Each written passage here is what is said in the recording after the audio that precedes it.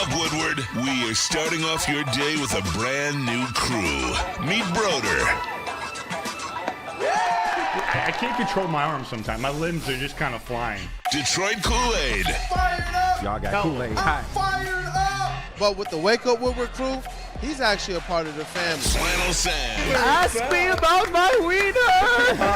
Okay. Along with JB and KG. Wake Up Woodward gets you all of your Detroit sports talk. Every morning, 8 to 10 a.m. Live on Woodward Sports. A show for Detroit, by Detroit, with people from Detroit. Tell Siri to set an alarm. Because it's time to Wake Up Woodward.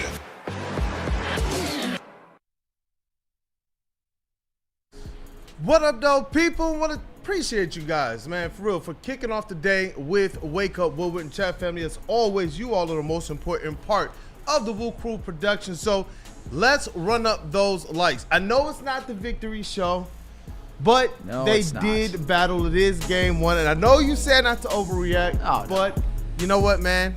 I like some of the things that I saw, but there are also some things, runners in scoring position. Hey, I'll tell you what. There is nothing to overreact about, but I will give you a couple of stats that will piss everyone off in the room and everybody in the chat. I promise you that. Again, no overreaction. It's just damning.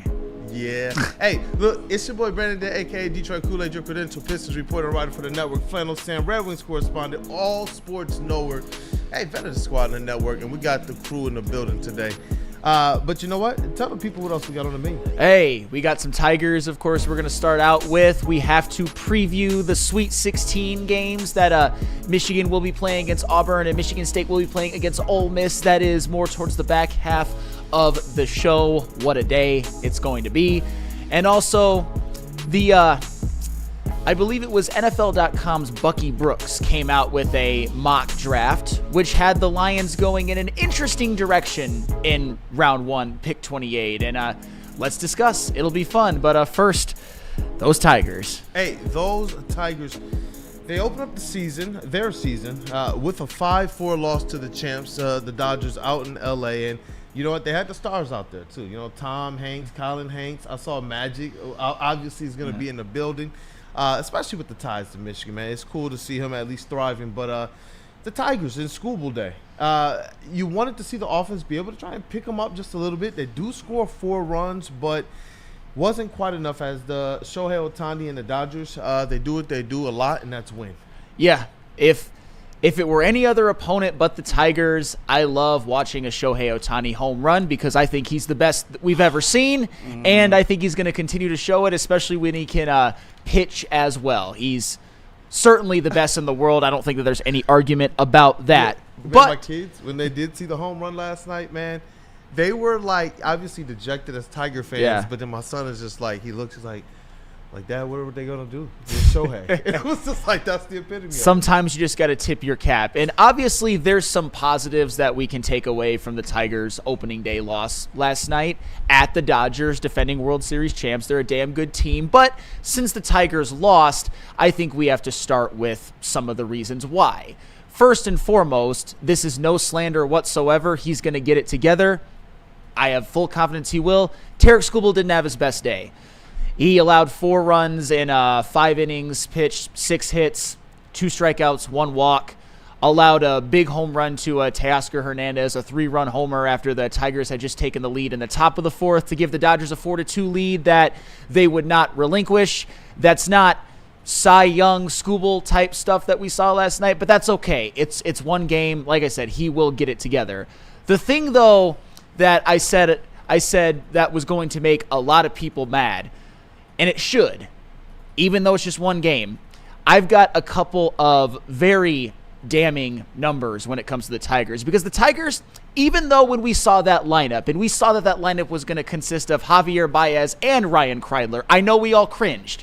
No Kerry Carpenter either, because apparently he still can't hit lefties, and Blake Snell was on the mound. We saw that lineup. We were all a little bit nervous. It gave a lot of us cause for pause. But for the most part, I don't think that the lineup really struggled to get hits or to get on base. You saw Manuel Margot 2 for 3. You saw Gleyber Torres with a couple of hits. You saw Riley Green with a hit. You saw Jake Rogers with a walk and a hit. You saw McKinstry with a walk and a triple, etc., etc. The Tigers had 9 hits to 6 walks. The Dodgers had 7 hits to 1 walk. So the Tigers were really lapping the field with the Dodgers when it came to base runners. The problem, though, was, and Kool-Aid, you alluded to it at the beginning, the Detroit Tigers were 0 of 15 with runners in scoring position. Crazy. I don't care that it's game 1. That's I don't care wild. that it's opening day. 0 for 15 is so egregiously bad that I'm going to overreact a little bit. I don't care, because the Dodgers only had 2 chances with runners in scoring position. Yes, the Dodgers had 2 the whole game. 1 for 2, the Tasker Hernandez 3-run home run. So the Tigers had 15 chances with runners in scoring position. So the Dodgers 2. The Dodgers had more hits with runners in scoring position. I can't deal with that. And don't get me wrong, there's one player that I left out when talking about players who played well and had hits. We will get to more on him later because there's somebody who we really need to give flowers to. But when they lose, got to accentuate the negative a little bit more first. It's just the way that it is, unfortunately. Yeah, definitely. Listen, as it relates to overreactions, obviously one player I can't wait to talk about is one Spencer Absolutely. Torkelson, who, man, KG, we were talking about it last night, looked like a changed man. Yeah, but man. When you are talking about the negatives, yeah, the runners in scoring position was just one that it's like a broken record. This is not the type of momentum that you wanted to see carry over from last season. And these are the things that you have to have figured out. And this is why I don't think it's an overreaction. I do trust in A.J. Hinch to be the master strategist. I do understand that it is against the Dodgers. I do understand, the offense had to score a little bit more than you normally would have to for a Terry Skubal start. But 0 for 15 with runners in scoring position is something that if you tell me before the games you're going to have this opportunity, I would have told you that A.J. Hinch would at least find a way to get 1 or 2 or 3 runs out of a situation like that, and it just didn't happen. Or 1 or 2 or 3 hits, and it just didn't happen. And that's the part of it that's a little bit concerning, but you do hope that this is something that they get figured out quickly, or else you put yourself in a hole. I do believe this. Tarek Skubal is going to have days like yesterday, and it wasn't like earth-shattering, bad. It's a situation where you want the team though to be able to say, hey, you know what? For a game or 2, bro, we can pick you up. That's what I wanted to be able to see, and I thought they battled, especially for the moment. But with that many opportunities with runners in scoring position, you have to cash in at least one. Like, imagine if those are the percentages, bro, that we could hit on.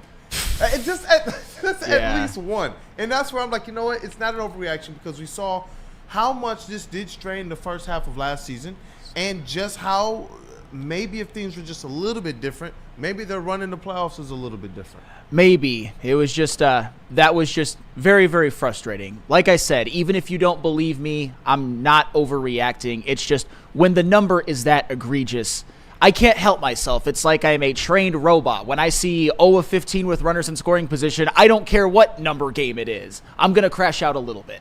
It just is what it is. But KG, what are your takeaways from last night's game?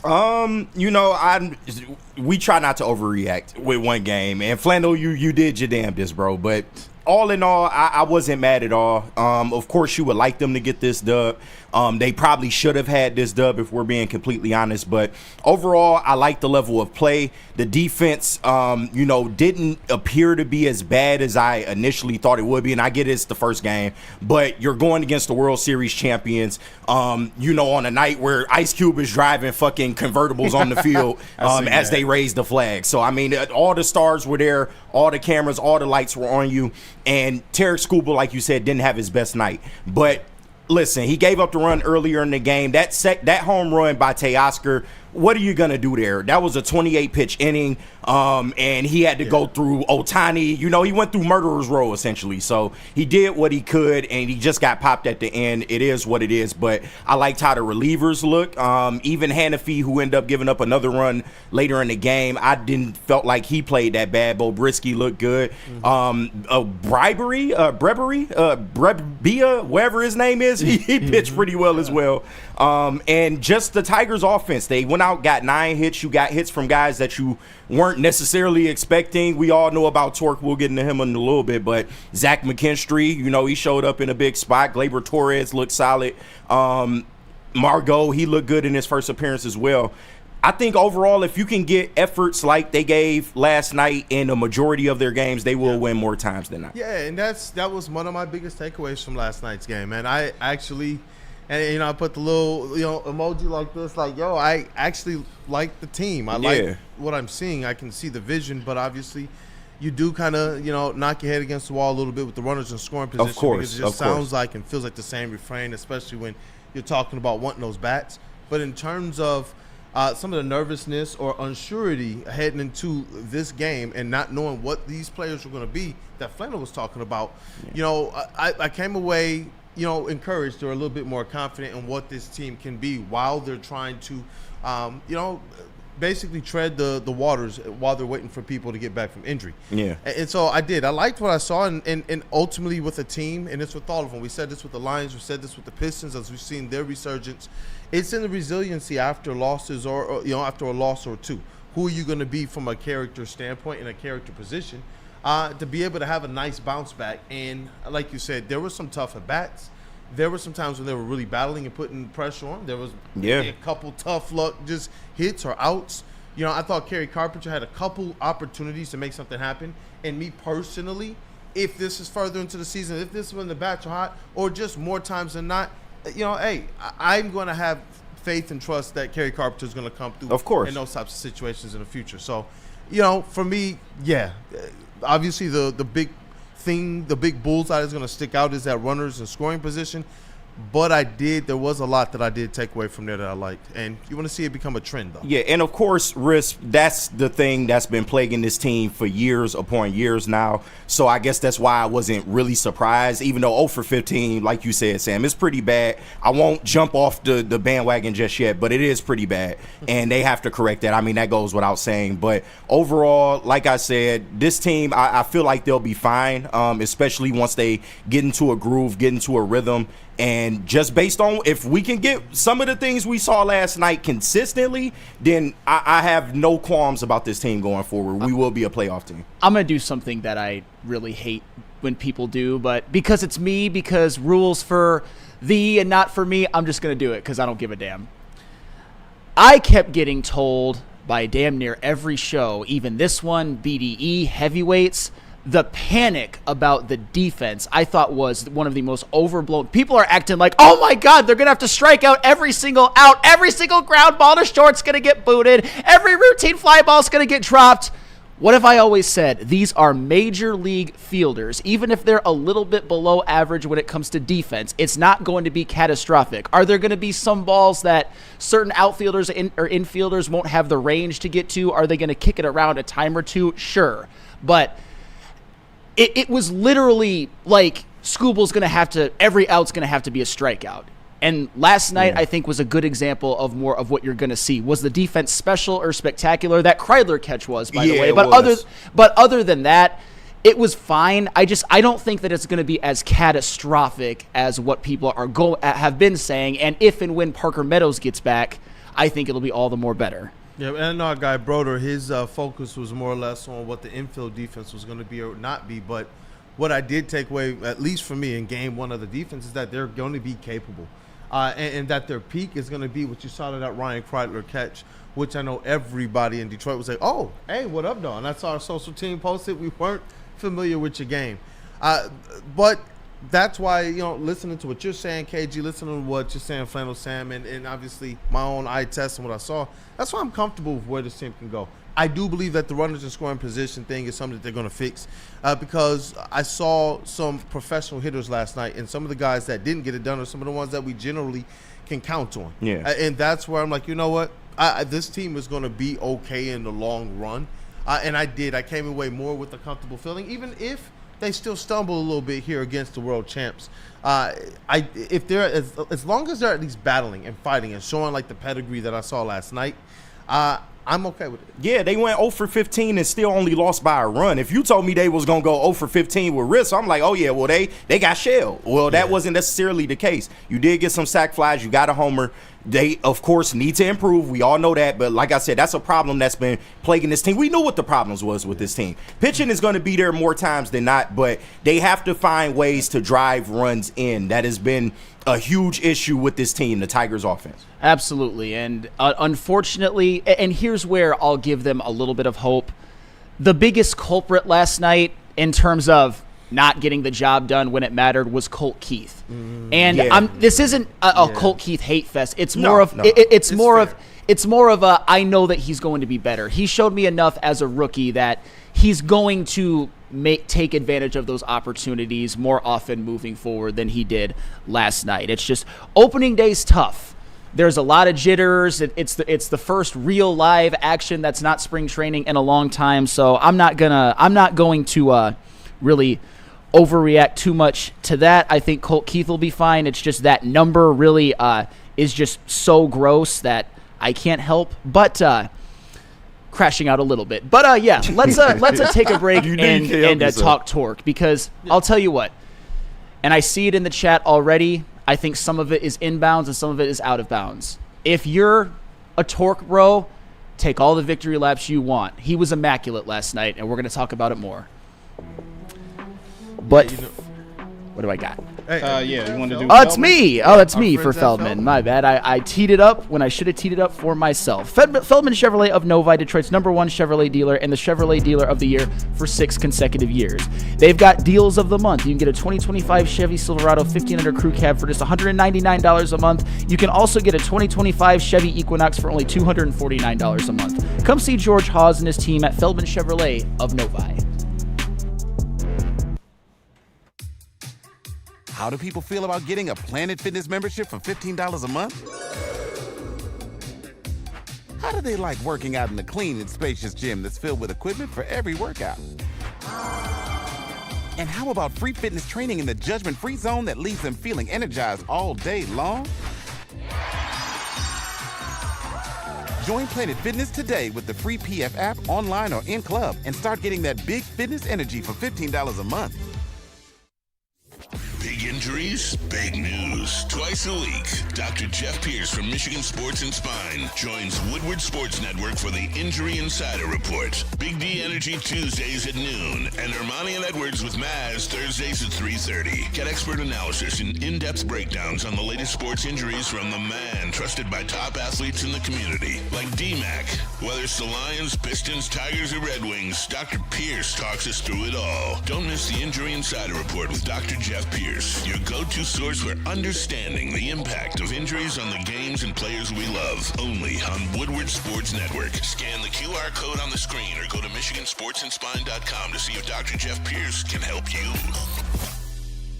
Walk into any Lady Jane's Haircuts for Men today. Open 7 days a week. Sit back, relax, and enjoy precision haircut, scalp massage, hot leather neck shave, and hot towel treatment from one of our talented stylists. Step up your game this season and take advantage of our $20 haircut special. Scan the QR code and get your coupon today. Lady Jane's Haircuts for Men, the ultimate haircut experience. Open 7 days a week. Walk-ins always welcome. Lady Jane's Haircuts for Men. It's wicked awesome. The most talked about Detroit media by other Detroit media, and we love it. It's the Woodward Sports Network. Caesar Sportsbook, the official sportsbook of us here at Woodward Sports. Do yourself a favor. Scan that QR code on screen. Use code word Woodward1000. You can deposit up to $1,000, but all you have to do is place a minimum of a $20 bet, and if it doesn't hit, it'll go right back into your account. Hey, if you bet on the Tigers yesterday, guess what? That 20 is right back into your account to go right at it again. Scan that QR code. Use code word Woodward1000 and make some money tonight. What up, though, people? Welcome back to Wake Up Woodward. We appreciate you, chat family, for kicking off the day with the WUW Crew. And you know what? Let's run up them likes. And I know that they've already started sending in the super chats as well. Let's clean that up, Mr. JBSmooovv. Oh, yeah, definitely. Shout out to everyone sending in super chats as well, too. Dante151, $4.99. He said, at least Torque did something last night. 4 walks and a home run. I will take that every single day of the week. Also, no Red Wings talk. No. And shout out to Bird for sending in $5 as well, too. He said, fortunately, the Dodgers are only 3 games on the schedule. Just go steal 1 and a few from the Mariners and reset in Detroit. Oh, yeah, if you go back, I if like the that. Tigers are on their home opener and they're 3-3, I'll take that any day of the week. Oh, no. And we'll see, because, you got Jack Flaherty going, you've got Reese Olson going. They're going to take at least 1 from the Dodgers. And with all due respect, Dante151, I think saying Torque actually did something is way underrating the game that he had last night. And I've been as critical of Torque as anybody. But of course you'd take that any day of the week. You would take a third of that any day of the week. Right. Spencer Torkelson was amazing last night, and we got to get into it. He played, to me, as perfect of... It was a very, a game that Flannel Sam loves, because there was not a single pitch out of the strike zone that he swung at. He did not swing at any pitches that he didn't have to. He took 4 walks, and the one mistake he got, he obliterated it. He pulled it to left field. That was an actual Torque bomb, and maybe Spencer Torkelson is back. I know it's overreaction after opening day, but at the same time, his approach at the plate, more patience. Love to see that. It reminded me of Parker Meadows when he went down to Toledo last year. We had boots on the ground there, and I remember we covered that thing, and we were even breaking down the fact that he just looks comfortable at the plate down there in Toledo, and he was actually tagging the ball. And so was it the competition, or is it a mental thing? And you talked about it, KG. We've all talked about it. Maybe it's something mental going on with Spencer Torkelson, because we know that the skill set is there. He got the bag. And what we saw last night, to me, it was a more confident, kind of sure-minded, and sure-sighted guy. I'm wondering, did he have LASIK eye surgery? Because he was seeing the plate so well. Any pitch that seemed to be outside of the zone, he was able to lay off on it. Even when he would take the half swings, it was almost as if he knew, that's not it. It wasn't like he was falling forward or over-committing to a pitch that was out of the zone, which is just kind of uncharacteristic for Spencer Torkelson. You've seen him go through stretches. But last night, if that's the guy that you're getting at the plate, what an addition. Welcome back, brother. Welcome back. And I got to lay out some ground rules, and you all know what I'm about to do. KG, you know what I'm about to do. WeezyD313, you're crashing out in the chat, bro, and it is completely unwarranted and honestly, I think, shameful at this point. Let me say this. Your first message that you put about Torque and Mize haters, wait until you see Mize. That's in bounds. If you want to do your victory laps at Torque, you do it all that you want today, because nobody, well, you probably did a little bit more than me, but 4 walks, I'm Flannel Sam. I was practically calling my wife, let's go right now. You know how I feel about bases on balls. Bang! You know how I feel about patience at the plate. Bang! You know how I feel about strike zone discipline. I'm tired. Makes me hard, bro. However, where I think you've gone out of bounds is your next message. Like I said, YTF is Colt Keith better than Torque again? What has he done? Why is he taking his job? And then, of course, he went on to call Riley Green Singlio Green, even though he led the team in home runs last year. Do not prop up Torque to tear down the other guys after one game. Because I'll tell you what Colt Keith did was have one season, one rookie year in which he was pretty damn good. What Riley Green did was be an all-star last year. What Spencer Torkelson had done through his first 3 seasons is an ass juice rookie year. Last year, he was so bad at one point, he got sent to fucking AAA. And then the year before had the most unimpactful 30 home run season I've ever seen in my life. Do you know how I know that? It's really fucking hard to have 30 home runs and have an OPS of less than 800. Spencer Torkelson did it. It was 758. Take the victory laps about last night all you want, but it almost seems like you're just more of a Torque fan than a Tiger fan. We want all of these guys to do well, and it was just one game. Spencer Torkelson throughout his career so far has been a bust, an absolute bust. Will he be a bust moving forward? I saw some positive signs last night that showed that maybe he will not. But take your victory lap within the lines. Don't trash on other players because maybe they had one bad opening day game, like Colt Keith. Yeah. Well, Yeah, right. Well, that's been Wake Up Woodward. We'll see you guys next week. All right. It's when you do look at a Spencer Torkelson, it gives me some encouragement for whatever is going on in there within like the coaching staff, the development, and whatever he's doing from a personal standpoint to look as good as he did last night. But obviously, the baseball is a fickle sport, man, and it's one in which you could be hot today and you can be literally non-existent the next. And this is where for Spencer Torkelson, if it was a mental thing, this is where he's really going to have to lock in, especially here in the beginning of the season. It's probably not what you want to see, the 0 for 15 with runners in scoring position, because how much more pressure does that put on each and every at-bat for all of these guys, knowing that this was a problem that plagued them last year. But to see Spencer Torkelson be able to step up last night and be big time, and it just looked like there was no weight on his shoulders at all. Yeah. Like he looked confident. I'm just sitting here like, okay, through certain other stretches earlier in the career, I saw, a confidence, but it seemed to have waned over the years. And last night at the plate, hey, he looked good. No, absolutely. There ain't too many players that had a stat line like Torque had last night, especially in a Tigers uniform. And y'all know how I am. Like, if I'm critical of somebody, when they go out there and they prove me wrong, I definitely try to, come back and give them that love the other way. You need that. Torque, I've been very critical of him over the last year, and I felt like it was for good reason, because one, you were selected to this team and you were kind of expected to hit the ground running, and Sam brought up the 30 home run season, and you thought, after his rookie year, he can only get better from here. But over the last couple years, it's been tough sailing with him, man. And there was a lot of points where he would look shell-shocked when he was in the batter's box, and him getting sent down to AAA last year and kind of just seeing how the season went. Even once he came back, he did improve, but just seeing the overall totality of the season, I even think the organization might have put a little bit of pressure on him. Like, look, we want to keep you. We like a lot of things about you, but you're going to have to start showing us something. And, somebody had brought up, why is Colt Keith better than Torque? Well, defensively, bats is one thing. We all knew Torque wasn't looking right at the plate, but his defense wasn't really helping his case either, and that's kind of why he lost his spot this year.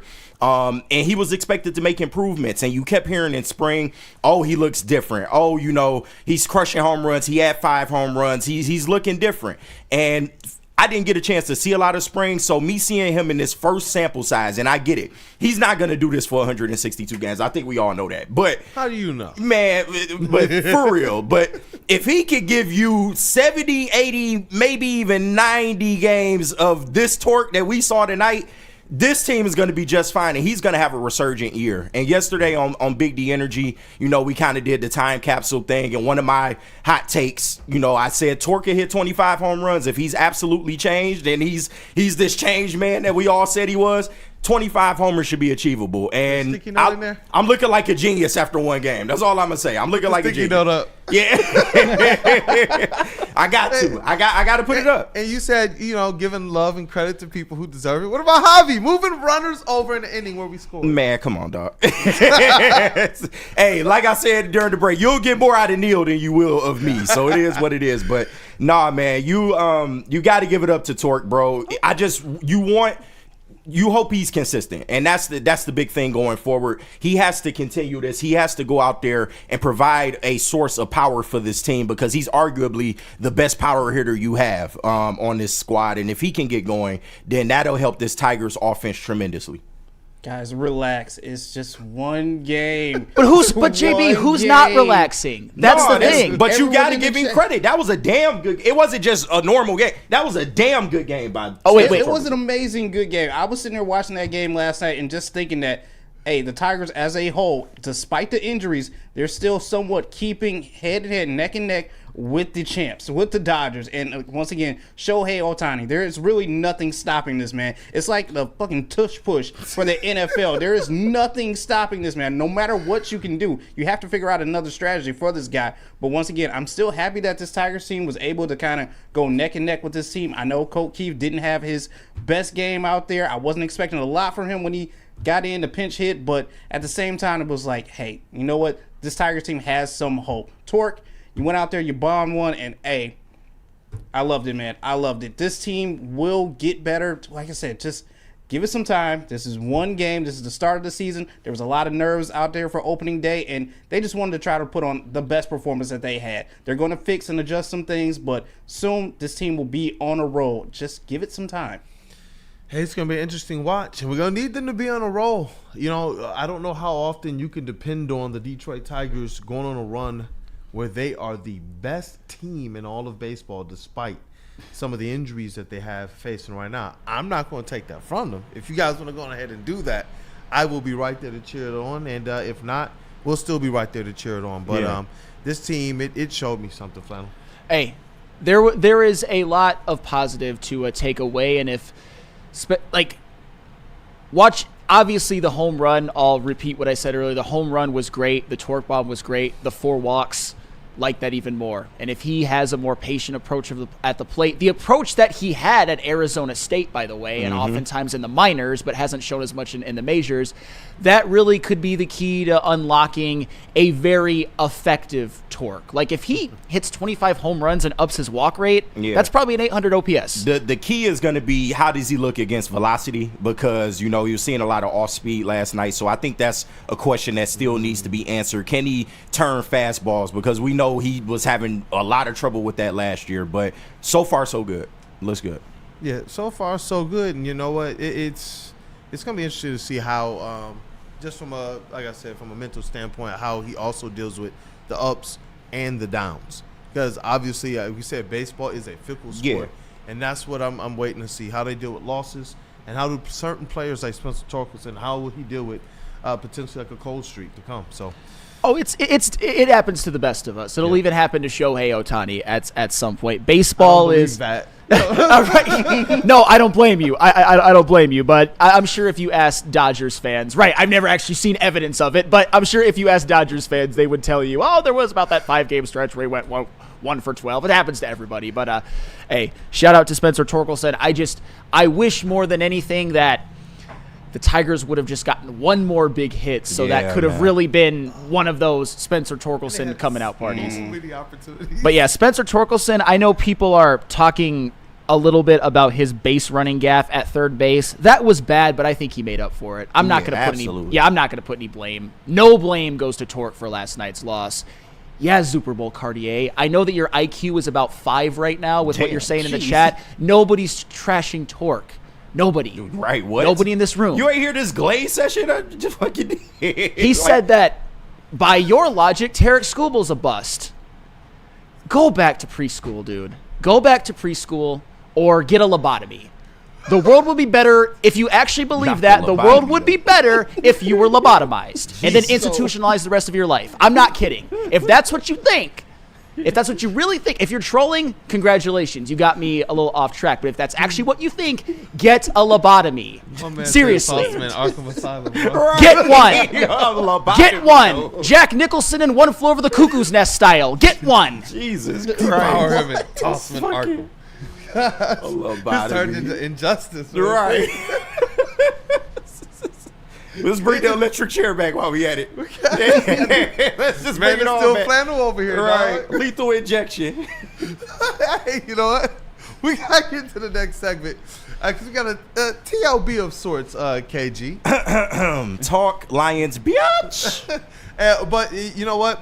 I know that there is one player from that school down below us in the South that people wanted a player from, Jack Sawyer, pass rusher. But is there another player in the trenches that might be worth a look? Bucky Brooks sure seems to think so, and he's one of the most highly just like touted draft analyst, works for NFL.com, and we're going to talk about that. But JB, we got some super chats. Yeah, we got some super chats to clear up once again. Shout out to everyone. $2 from Burn. I agree with this so much. Also, F them for starting at 10 p.m. tonight. That is what time the game is. And $9.99 from Nasty. After all the crying on here on the Tigers are going to stink. We play well You for gotta having say his name Keith like that every time. Nasty. It's over, bro. You branded. It's over, dog. You gotta say it like that every time. We played well for having key players out. Neil Rule, do something else than talk Tiger back because we played damn good and had good at bat also as well too. Once again, shout out to Nasty. I mean, I like your sentiment, but today I don't think it's the day to take a victory lap over Neil. I want to so bad. I want to for the Tigers to get to the wild card and to be able to hold that in Neil's face forever, but they lost last night, so. And even if they won, it's one game. Yeah. But Dante151 has one too, by the way. Shit. Oh, did I miss it? Oh, you want it? You can read it if you want. Or, If you find it before I do. I got you. Hey, Nasty, please send another super chat. Yes. Yeah, JB, that was well done. That was well done. Appreciate that. Do it for the culture, bro. Dante151, you guys know that people will come out and try to take a victory lap who hates Alex Bregman, where he went 0 for 4 in his debut as a Red Sox. There's 161 games left in the season. Let's calm down now. I mean, I'm happy we're not seeing that in the chat. But yeah, I wish bad things for Alex Bregman because he's on the Red Sox. But yeah. Oh, an 0 for 4 game 1 doesn't really mean a damn thing. Devin Silcox. You guys in the chat. He says that you're the Oprah of lobotomies. He said, you got a lobotomy. You get a lobotomy. Everybody gets a lobotomy. If you say what Frankenstein, what the fuck is if you this? say what Super Bowl Cartier said about Scooble, so Scooble won a Cy Young, you idiotic man-child of a human. Hey, It's alive. it's alive. Hey, you know what? We're going to have to think of some way that we're going to give away some Grand Slam passes, JBSmooovv. So think of something. But Detroit, get ready because Tigers opening day is here on the 4th, April 4th. Join Woodward Sports for the biggest and the best party in the D. That is the Grand Slam Festival right in the middle of the action at the Detroit Opera House. So listen, if you guys have been there in the past, you already know how we get down. There's going to be white cloth, flannel. It's going to be the heavyweights on the loose. The WUW Crew is going to kick off the broadcast. We're going to be also having a watch party that day, but get those tickets so you can be a part of, honestly, all of the action. And the broadcast is brought to you by Jars Cannabis, Mad Packs, and White Claw, where the drinks will be flowing, smoke clouds will rise, and the party won't stop. WSN broadcast will go all day. Don't miss out. Get your tickets today at GrandSlamDetroit.com. Woodward Sports opening day brought to you by Jars Cannabis, Mad Packs, and White Claw. Stop searching for a vehicle and start finding one. Les Stanford Chevrolet Cadillac makes it easy. We harness the power of multiple dealerships and own the biggest selection of GM brands in the area to get you the car you need. With the Les Stanford Group, you'll have access to 4 different dealerships, providing you with more makes, more models, and more choices. We're connected to more than 1,000 vehicles, and with so many high-quality CPO vehicles available, you'll find new car quality at pre-owned prices. You can start and end your search at lesstanford.com today. The boys of summer are ready to get back to the playoffs, and there's no better place to get your Tigers coverage than Woodward Sports. Join us all season long as we follow as our hometown Tigers claw and fight. This ball is gone. The boys are back in town. Feel the roar with Woodward Sports. How do people feel about getting a Planet Fitness membership for $15 a month? How do they like working out in a clean and spacious gym that's filled with equipment for every workout? And how about free fitness training in the judgment-free zone that leaves them feeling energized all day long? Join Planet Fitness today with the free PF app, online or in club, and start getting that big fitness energy for $15 a month. Woodward Avenue, the first paved road in America. Woodward Sports, the first sports network born in Detroit and made for Detroit. Hey, Planet Fitness, fitness that fits your budget. No matter where you are, there's a Planet Fitness close by. There are more than 50 in Metro Detroit and thousands more throughout the world. At Planet Fitness, you'll experience a squeaky clean gym that has tons of equipment, fairly knowledgeable staff, and a totally judgment-free atmosphere. Did you know that all Planet Fitness memberships include fitness training for no extra cost? Want all the perks? Upgrade to the PF Black Card and enjoy use of amenities such as unlimited use of the Black Card Spa featuring hydro massage chairs, and total body enhancement, and more, along with access to over 2,500 locations worldwide and unlimited guest privileges. For more information or to join today, visit your local Planet Fitness or planetfitness.com. Hey, what up, though, people? Welcome back. It is Wake Up Woodward. It's your boy Brandon Day, aka Detroit Kool-Aid, your financial business reporter and writer for the network, Flannel Sam, the vet of the squad, and the vet of the network. Hey, shout out to our brother Matthew Broder, that dude Justin. We got Kavasi Chase in the building. We got a KG, Detroit's #1 draft pick, in the sound booth, and in the TD booth we got JBSmooovv, that's Woodward Sports' MVP, and now we got a TLB, a little bit, because the draft is on the way. Oh, we got another super chat. Oh, another one. You know what? Let's do that. Hey, my dog. My dog. 199 from Nasty. Neil said Max Clark will be a bust. Wait. You to go, Nasty. Did Neil actually say that? What? That Max Clark's going to be a bust? Oh, no, I don't think he said that. I think maybe people heard it that way. He didn't say that directly, no. I mean, he's all, but that's what he does. It's like with the Tigers in Michigan, Max Clark, oh, he might be Mickey Moniak. Bryce Underwood, oh, he might be Jaden Rashada. Come on now. Come on. Oh, Hey, look, I know that all of us are probably thinking defensive end, pass rush help. Get that book in, obviously, after what offseason has been like for the Detroit Lions. But can somebody sell me? I'm okay with the trenches, but somebody sell me on taking somebody on the offensive line instead. Bucky Brooks seems to think so, because he put out a mock draft in which it had the Lions selecting at pick 28. JB, if you want to give the big reveal, Donovan Jackson, guard from Ohio State. Hold on, I got you. You do? We ain't got to do our own sound effects, bro. With the 28th pick. No, I'm not going to do all that, because you'll see in a second. I need my X-Files, though. Yeah, I got you. Always. We still haven't figured out who orchestrated the attack, so I'm just saying. It was I'm innocent. I'm an innocent man. I did it for Flannel. Right. I did it for Flannel Sam. And why'd you have to go doing that, bro? I'm sorry, man. No, not you. The guy who actually did it. Yeah, because your burner account. Obviously, it does look a little bit suspicious, and I don't blame you guys for turning this into a bit, but I promise you, I am not that much of a sociopath. I'm just a little bit of a sociopath. That's all. But no, a lobotomy can't fix. Yeah. Oh, well, didn't make a great case for myself this morning, but to be fair, what Super Bowl Cartier said was just beyond idiotic. But going back to the 28th overall pick, and this is the quick little write-up that they give, Brad Holmes' master plan revolves around the trenches. Jackson is a day one starter with a nasty attitude and physical game to fit in perfectly with the Lions' dominant offensive line. And you know what? I will just start with myself, what I would think of the Lions going with Donovan Jackson at pick 28. I think it would be malfeasance. Absolute malfeasance if the Lions drafted Donovan Jackson. So you're not selling me on it, huh? I am not going to sell you on it. I will give one caveat.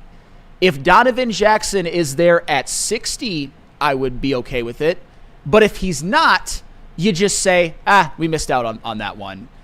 Because in my opinion, I know that there's the philosophy of if you want to get the best player at a certain position, the best guard will probably be available at 28. The problem is that I don't think that there's a first-round level guard in this year's draft. There's not, like, remember last year we talked about guys like Jackson Powers-Johnson and Graham Barton and Zach Frazier. I mean, JPJ and Zach Frazier were picked in the second round, by the way, for what it's worth. Graham Barton in the end of the first. But I don't think that there's one prospect in this draft that is even as good as those ones are. So you save a guard pick for later on. And I get the appeal of Donovan Jackson. He's obviously talented. Was productive last year. And I think this is what might intrigue Brad Holmes. He was a guard for most of his career, but due to injuries, he had to move over for left tackle at the end of the year and actually played pretty well. I understand that. And he played left tackle in the college football playoff, and we all know what happened with Ohio State winning the national championship. So the talent's there. The versatility is there. The production, I think, was a little bit more mid than good at times, but he was still pretty good. But if I'm picking a guard at 28, I want somebody who is going to step right in and potentially be just that elite guard on day one. I don't care as much about versatility to play tackle. I mean, you got Taylor Decker under contract for 3 more years. I'm more concerned about if Graham Glasgow starts to slip up. I would rather have somebody whose versatility more is in line with guard and center. Fortunately, I have another option that I'd rather have the Lions pursue, but I will get to that in just a couple of moments. I do not want Donovan Jackson at 28. I don't want any guard at 28. If he's there at 60, if Tyler Booker is there at 60, I'd be fine with that. But honestly, what I would rather do is I would rather hold off on this, get an edge rusher, and then hope that either Jackson or Booker are available at 60, Tate Ratledge is available at like 102, or Willie Lampkin is available at 130. That's what I would do, because I think you can get better value in later rounds. Now, you said it best, Flannel, and when you look at Brad Holmes' history, I like his ability to find value outside the first round. With the offensive line, we like some of the stuff that we've seen. And that's where I'm like, you know what, if you can go and get that defensive edge, that pass rush help, I'm all for it. That's been a recurring and a refrain for 2 seasons now. But 14 Grit, he believes the offensive guard is a bigger need than edge. But even if that's true, which I disagree with, by the way, I think you could get more value in later rounds. I think it's whatever guard that you take will be a reach in the first round. If you're taking a guard in round 1, I would honestly expect him to start for Graham Glasgow right away, and then have Graham Glasgow be that super backup that he could obviously back up the center and the guard position. And I just don't think there's one available in this draft class, but I think there's a lot of good value in the later rounds. Sam, why you always throwing that mal word around? Malfeasance. I wouldn't say it's malfeasance if they decided to take a guard at 28. Only because at 28, you're getting your pick of the litter, essentially. That's like being at the top of the draft for offensive linemen. So it is what it is, man. If they decide that they, like a Donovan Jackson and want to bring him in and plug him in, and if it's true that he's a day one starter and can possibly start over Graham, I'm not mad at that. Because, listen, any guard that you put in that spot is playing next to Frank Ragnow and he's playing next to Penei Sewell.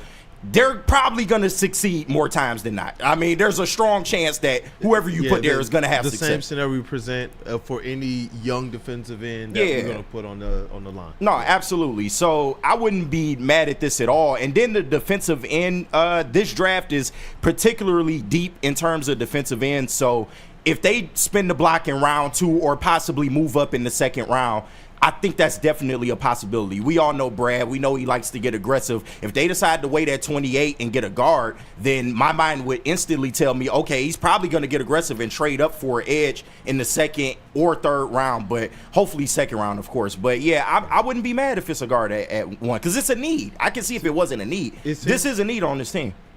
It seems like the philosophy comes down to how much more of the value can you find lower in the other rounds, second, third, fourth, where you're picking, as it relates to which side of the trenches, defensive line or offensive line, that then you're able to go and I guess take a swing, like you said, in the first round. I guess if you believe that this player can step in day one and start on the offensive line, but I don't know. I feel like if you can go and identify with that first round a high-end talent on the defensive line, just to me, I feel like you're helping your team out that much more, seeing what the pass rush was in the Super Bowl. No, trust me, I get it. And when we played the Commanders and when we played the Bills, we saw the different schemes that they were able to employ against the Lions that got enough pressure on Jared Goff to make him really uncomfortable. And it's like we need to be able to employ that, especially with Hutch on his way back. Yeah, no, my bad, real quick. But yeah, I definitely agree. And shout out Broder in the chat. He says Donovan Jackson is a perfect scheme fit. And listen,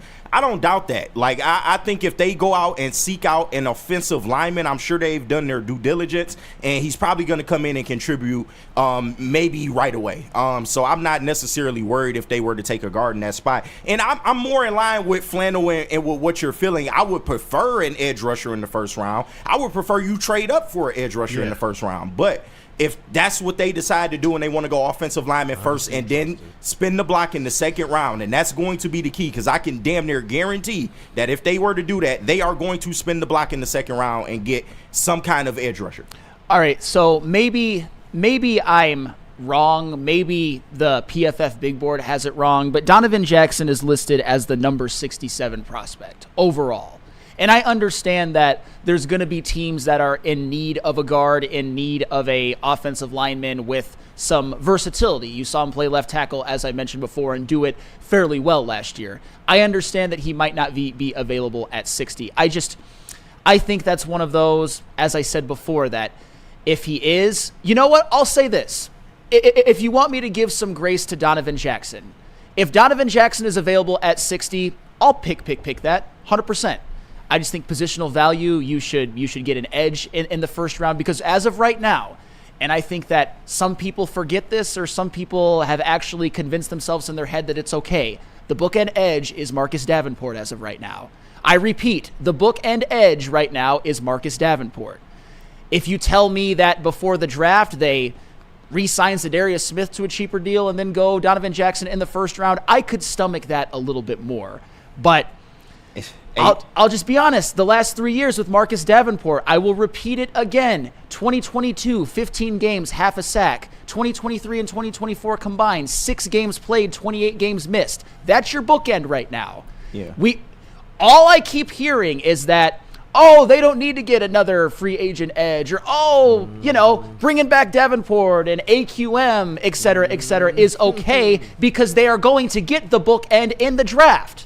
And now people are like, we don't need that. Let's reach for an offensive guard. I can't. Because he's legit, because we were like, we got Zadarius with Aiden coming back, and then it's like, nope. Well, we got free agency, and it's like, nope. And now I'm seeing more and more, offensive line first round, and it's like, all right, trust in Brad. Yeah, no, Sam, you said positional value, and you know how Brad Holmes is looking at you. He in his rock voice right now. It doesn't matter what your positional value is. He don't give a damn about positional value. Brad gonna do what Brad gonna do, man, and that's what we got to accept as fans. And like you said, I'm more in line with y'all. Of course, I want to see that edge rusher be here, because we all know that's the real area of need on this team. But keeping a strength for strength, I'm not mad at that. And maybe it's not Donovan Jackson. I wouldn't be, mad if it wasn't. Yeah. But I just mean as far as philosophy, if they decide to go offensive lineman first, I'm cool. I get it. I just need that edge rusher within the next couple rounds, or move up for one. But at that point, just go out there and get one in the later round. So if it's not defensive line for you, it has to be offensive line. Yeah, absolutely, absolutely. And then listen, edges are gonna drop in this draft, y'all. Like, this is a loaded draft. There are going to be some guys that will be available to you in the second round. So that's why, me personally, I'm not tripping on it as much. Yeah. And you got some options, right? Well, I have one option in particular that I want to highlight in just a second, but just to further my point, just before I get to what I would ultimately want, I'm not mad. Should take a break before your option too. Set it up. All right, yeah, let's set it up, and then we'll take a break, and then we will come back. I personally don't think that Tate Ratledge is that much worse of a prospect than Donovan Jackson. And I think that there is no doubt in my mind that Tate Ratledge will be there at 60. He's, of course, the guard prospect from Georgia. The only real thing about Tate Ratledge that he doesn't have that Donovan Jackson does is Tate Ratledge is strictly a guard. He didn't play any center in college, and he didn't play any tackle. But right now, I think that if you were to do something like that, like Tate Ratledge at 60, which isn't my first choice, but I would be okay with it. You could potentially have him as a starter either at the beginning of the season or as the season progresses for Graham Glasgow, and then Graham Glasgow can be that super backup. I don't think you need to be messing with it in the first round. But Tate Ratledge is not my ultimate crush when it comes to guards. I've got another one that I want to highlight when I come back in a different round. And we'll see what y'all think. All right. Hey, you know what, man? Shout out to my guy, Chris, my guy. I think it might be Chris on demand in the chat as well. He told me he's going to tap in. It's his first time with the chat family and watching the show today. We did music together, and we got some things cooking as well. But shout out to him and their group, Only One Way, and his brother, Matt. Hey, just honestly awesome people, man, for real. So I saw some of the chat family already welcoming him, and that's what we are, man. So hey, let's continue. If you haven't, hit that like button, and thank you everybody for sending in those super chats. Do we have any to clean up before we get to this flannel tease? You know we got something to clean up. Once again, shout out to everyone sending in super chats. $4.99 from my guy Nasty. Hey. He said the Lions are going to make a trade up to 2025 and keep pick 28. Oh, be ready, y'all. Shit, okay. Edge and O-line. All right, Nasty. Nasty. If you want to send that scenario in the chat, we'll read it because that sounds pretty far-fetched. But Hey, talk your shit though. I ain't gonna I'm about stop to you. say, Yeah, if you've got something, we'll entertain it. Hey, he like Dr. Umar. I don't agree with everything he say, but I'm not gonna stop him either. So it is what it is. It is what it is. Exactly. And we got another one from Dante151. He sent in $4.99. He said, and he gave Kenneth Grant to the Bills and Derek Harmon to the Chiefs. What kind of Looney Tunes BS is that? Was he smoking something before that? I mean, but at the same time, those would be damn good picks for those teams. Yes. So I think you're talking about they won't fall that far, but if they do, oh God, don't let Derek Harmon go to the Chiefs. Yeah, that's tough. Well, actually, I wouldn't mind so much because I'd like them to win the AFC and lose to the Lions. This guy openly roots for the Warriors every single day. No, he on bullshit too. Y'all both on bullshit. I don't root for the Chiefs. He literally said, darn, like when an actual loss would have helped the Pistons. Y'all both under investigation right now. I'm sorry. At least you're consistent. But I gotta tell you guys about some merch that we got going on. And you know, D-Mac Day just passed. Him, Turtle, and Claude Lemieux, but we still got some merch available for you guys. We got the Turtle Boxing Club t-shirts, hoodies. You also got the I Saw D-Mac Turtle Claude at the Joe t-shirts, hoodies as well available for you. All you got to do is head over to woodwardsports.com, click on that shop tab. New designs for you every single week, but these right here are fire and they're flying off the shelf. So go and grab yourself a few today. Big injuries, big news. Twice a week, Dr. Jeff Pierce from Michigan Sports and Spine joins Woodward Sports Network for the Injury Insider Report. Big D Energy Tuesdays at noon, and Ermanni and Edwards with Maz Thursdays at 3:30. Get expert analysis and in-depth breakdowns on the latest sports injuries from the man trusted by top athletes in the community, like D-Mac. Whether it's the Lions, Pistons, Tigers, or Red Wings, Dr. Pierce talks us through it all. Don't miss the Injury Insider Report with Dr. Jeff Pierce, your go-to source for understanding the impact of injuries on the games and players we love. Only on Woodward Sports Network. Scan the QR code on the screen or go to MichiganSportsandSpine.com to see if Dr. Jeff Pierce can help you. How do people feel about getting a Planet Fitness membership for $15 a month? How do they like working out in a clean and spacious gym that's filled with equipment for every workout? And how about free fitness training in the judgment-free zone that leaves them feeling energized all day long? Join Planet Fitness today with the free PF app, online or in club, and start getting that big fitness energy for $15 a month. The bats are hot, and the weather is getting hotter. Summertime in the D with Detroit's big hitters, Woodward Sports. Feldman Chevrolet, Michigan's #1 Chevy dealer, is kicking off the game with the best prices on all cars, trucks, and SUVs, like this 2024 Silverado for just $296 a month, or this 2025 Equinox for as low as $371 a month. Our locations in Novi, Highland, New Hudson, Livonia, and Lansing means we have the perfect Chevy right in your backyard. Get the home team advantage every day at Feldman Chevrolet, Michigan's #1 Chevy dealer.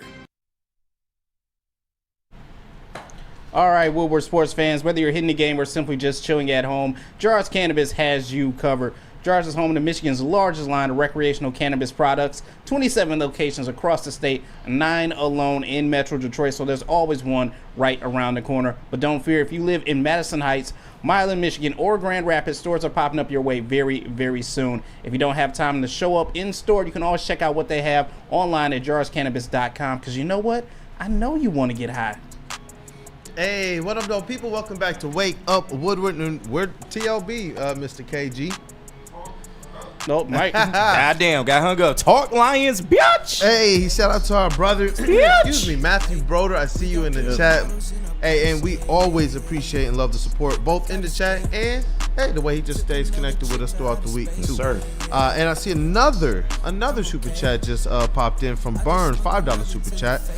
I told the heavies, but if we aren't going edge, we better be drafting the Joe effing Thomas or Penei effing Sewell, a walk into Canton kind of guy. Don't think there's an O-lineman available at 28. That's Penei Sewell or Joe Thomas. Yeah, but that's right. why I'm very adamant. Still draft an edge. And you have some options here. You kind of flannel teased us Yes. before we went to the break. And I'm looking forward to this option because obviously getting help on both sides of the ball in the trenches is going to help this Detroit Lions team, even if it's just kind of depth, rotational, and on that offensive line. When you talk about long-term and longevity, you want to make sure they have some young dogs that they can coach up. Absolutely. And for this one, unfortunately, I do not have a highlight tape. So I apologize. I know everyone's going like, aw, or maybe you're not. Mental paint it for us, Mental Right. paint it. All right, so I think that the Lions should go guard in a later round. And I think there's going to be a certain prospect that is available at either pick 130 or even beyond. If you could get him later than that, I think it would be an absolute steal. And that is Willie Lampkin from North Carolina. Willie Lampkin, to me, he's a guard. Played the last couple of years at North Carolina, and I believe previous to that played at Coastal Carolina, although we're basing him off more of what he's done the last couple of years. Willie Lampkin, to me, has the best technique and just sort of polish and refinement of any guard prospect in this draft. He's been probably the most productive out of any of the guards in this draft, and I got some numbers to indicate that as well in just a second. He's got a mean streak.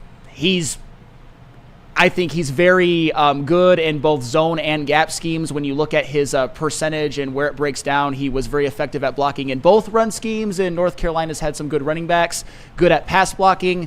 Just one of those leaders on that offensive line, a leader, a smart player with a mean streak and great technique.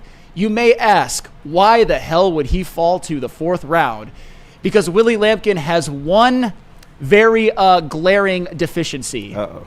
He's 5'11", 290. Sheesh. He does not have near the size of, the Tyler Bookers and the Donovan Jacksons of the world. But I'll tell you what, how much would Lions fans fall in love with a 5'11", 290 guard? Oh my God, he would be the most popular player on the team. Oh, that's great right there. That is so. Come on, that's a Dan Campbell type That dude is right great. there. That's Are you all kidding me? great. I'm selling you guys. Michelangelo.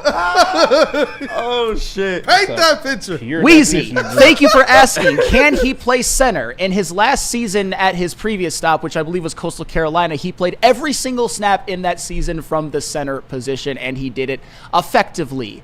Hey, there we go. We got some Willie Lampkin right That's there. His, highlight from the. This Senior is a Bowl, couple of them. He probably. actually gets beat on the reps, but well, that's the one we love right there. Just puts that D He lineman would look in so the ground. different next to a Penei Sewell or something. And right. Jesus Christ.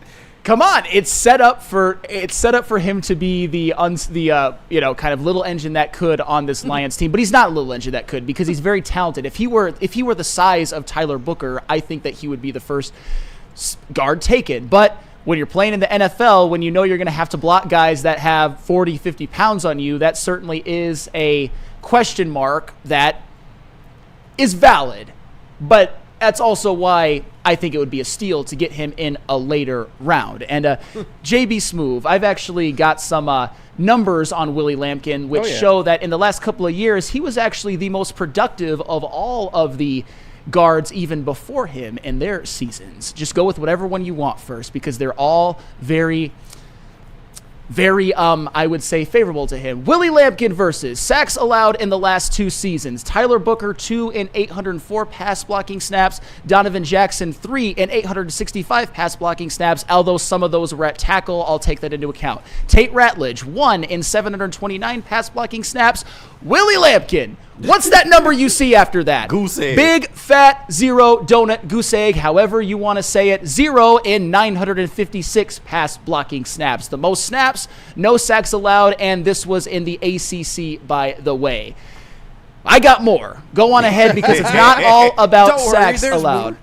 There's a couple of more. QB hits allowed the last 2 seasons, although this is a little bit more even. Tyler Booker, 5 and 804 pass blocking snaps. Donovan Jackson, 6 and 865 pass blocking snaps. Tate Ratledge, 5 and 729 pass blocking snaps. And Willie Lampkin has the least, only by a little bit, 4, although and by far the most pass blocking snaps at 956. I got one more to highlight how good Willie Lampkin has been. Run blocking grades in 2024. This is according to PFF. Tyler Booker, 63.9. Donovan Jackson, 70.2. Tate Ratledge, 74.6. Willie Lampkin, 87.6. I know these numbers don't mean everything. I understand that there's caveats when it comes to that. But 0 sacks allowed in 2 seasons, I don't really think that needs a ton of caveats. Having a run blocking grade which blows all of the others out of the water does not need many caveats, and this to me highlights why there are, among other reasons, there are no first-round guards in this draft. 0, zilch, finito. You get Willie Lampkin in the 4th round at pick 130 or beyond, and you make him the most popular unsung hero with the Detroit Lions because he is just a really damn good football player, and he is the definition of grit. I understand that his size is a little bit scary, but that man went out there and balled and did it for many years, and he also, as I said, as I respond to Weezy, he can play center. What does that mean? That he has the skill set that Graham Glasgow has, or at least at the collegiate level, and I'm very confident that he will be able to display that at the NFL level. Willie Lampkin. Willie Lampkin. Come on, he's Willie Lampkin. Willie Lampkin, 5'11", 290. That do sound like a football movie name. Absolutely. Really And there we go. Thank you, JB, for that. Look at these runs. Look at him. He's just burying blockers. He's strong for Beautiful his pass blocking. That man's grown. How many sacks is he allowing in this highlight film? I mean, 0, because he never allowed any. I mean, low man wins all the time. Low man wins. That's true too, man. Willie Lampkin, you are a Detroit Lion, and thank you, JB, for covering up for my mistakes. Yeah. And you know what it really highlights is just the fact of what we talked about earlier. Brad Holmes is going to be able to find value lower in this draft, and it really comes down to when you look at this defensive, the pass rush help in the first round. That's where I really am hoping he spends that first round pick. And I'm with you, KG. We've been talking about this for a while. Listen, if he's willing to trade for Hendrickson, if he's willing to trade for Garrett, I'm hoping he's willing to trade up for a defensive end that he thinks can step in day one and make an impact. Because what, like I said, it highlights the most with Flannel, with his preference of Willie. It sounds like a ready-made movie, doesn't it? It's like, you know what? It shows that Brad Holmes is going to have his pick of the litter here to be able to improve this team in the draft one way or the other. Yeah. I'm just hoping it's with that pass rush. Get Aiden Hutchinson some help. I'm not saying that it's going to be the end-all, be-all. I'm not saying it's going to be that star answer, but at least put something there that when you're talking about long-term, when you're talking about a player, you're hoping that can be there a little more than some of the re-signings that we just made. That's where I'm really hoping Brad Holmes goes with the philosophy. Shout out Grader in the chat, all about that pad level. Hey, that pad, you talk about pad level. No, that pad level don't get any lower than nobody is ever going to be able to get lower than Willie Lampkin. But Chuck Brewer, low man wins, so let's draft a 5'6". Come on, that's mean. He's 5'11". Right. Come on, Chuck, don't do that. Talk about the vertically challenged people. We don't. But I don't know. I know the Lions value, mental over physical. In terms of, guys that come in, they have that mentality. They're going to go out there and leave it on the field each and every time. I just don't see it with him. Basically because they get maulers. I mean, the Lions offensive line is just a line full of just bad men. Like, they're all over 6'4", 6'5". They're all over 300 pounds, and they gonna wear you out over exactly. Right, a flannel sale special, and they gonna wear you out over the course of a game. And listen, like, I wouldn't be mad if they took this guy in the later round, just to see what it's hitting on. I wouldn't be mad at it, but do I think that they'll do it? Nah, I don't think they will. But I could be wrong. I'm hoping to be wrong. And that's why I said, I'm glad that at least what the exercise does for his preferential choices, it shows Brad Holmes can get value in this draft. There are players lower in the draft that obviously are going to be less heralded names than the ones that are going to be at the top that we all hear about. But that's why I do believe the offensive line is just the one where he can go and be able to get some of those plug-and-play players that will give you, especially in spurts, is what we're hoping to have. And they will be playing next to guys like Penei Sewell, some opportunity. But there was an interesting, message that I saved from earlier in the show from Jay Thomas. He says, to be fair, Jared Goff needs to be protected. If Bro is frazzled a little bit, it's over. I wouldn't hate it, but we absolutely need a rush or two. They can get whoever in the first round. So he's one who, similar to you, KG, he's okay if they go offensive line in the first round. Yeah, definitely open to it. Yeah, I mean, to be fair, and I'll give that message some credence. The Vikings beefed up their defensive line by getting Jonathan Allen and Javon Hargrave. The Bears got Grady Jarrett, which I don't think was a good signing, by the way, but maybe he's a little bit of an upgrade. Teams are making moves. Teams are trying to get that interior pressure because I think that's where, with Graham Glasgow being there, with Christian Mahogany being somewhat inexperienced, I understand how some teams could view that as maybe that's where we can get them. We'll see, though. I just think it's not the right time to get it in the first round. Go get Willie Lampkin in the later rounds. Oh, man, I know we got so much more Lions talk to go the rest of this offseason and obviously then getting prepped for it, but I can't wait to see what they do, man. They were able to retain Hank Fraley and give him a little bit of an upgrade with the run game coordinating, and I do believe they can utilize Jahmyr Gibbs in so many ways to just keep defensive lines and linebackers off balance. So, we do got some trade scenarios in the chat, too, that someone dropped in there. Would you mind saying the name, Yeah, JB? I know who that someone is. I got you. In harmony. Come on, KG. Once again, shout out to everyone sending in super chats. name. $5 from James. He said, from Battle Creek, I love James, your thank show. He hyping us up. I love your show. Watch and listen every day. You guys rock. And JB, go green tonight. Appreciate you, my guy. Go Talk green more about once that. again. Shout out until that last sentence, but We'll talk a little bit more about that as well, too. And $1.99 from Nasty. He said, Sam, my trade is in the chat, which he has put out as well, too. He said the value for them are a second and third round pick. Give the Chargers your 2026 second and 27 third round. Go get James Pierce Jr., then an O-lineman from OH, throw up, IO, throw up, or the DL man from Toledo at 28. Hey, Darius Alexander. What's up? Welcome on. Lock it in. yeah. Nope. If you get James Pierce, if you can pull this off, James Pierce Jr. and Donovan Jackson, now we're talking. Now I can see that. Even if it is at 28. That's the kumbaya point. Absolutely. Nasty cooking today, bro. No, ISO, no. What's his name? KG? Nasty. Hey, listen. Hey, give my man the ISO, man. Just let him rock. And we are well over our merch giveaway as well, too. Oh, shout out to snap. everybody. Yeah. Shout out to the chat family, Yeah, man. shout out to I chat think family there's, today, man. I think there's an appropriate winner today. Yeah, I think there's an appropriate winner, yes.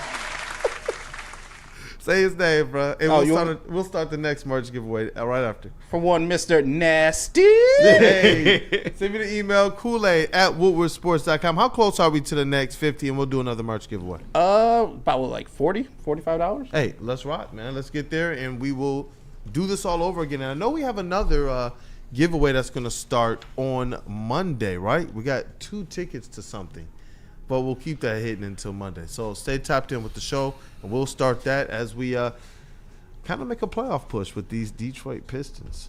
But you know what?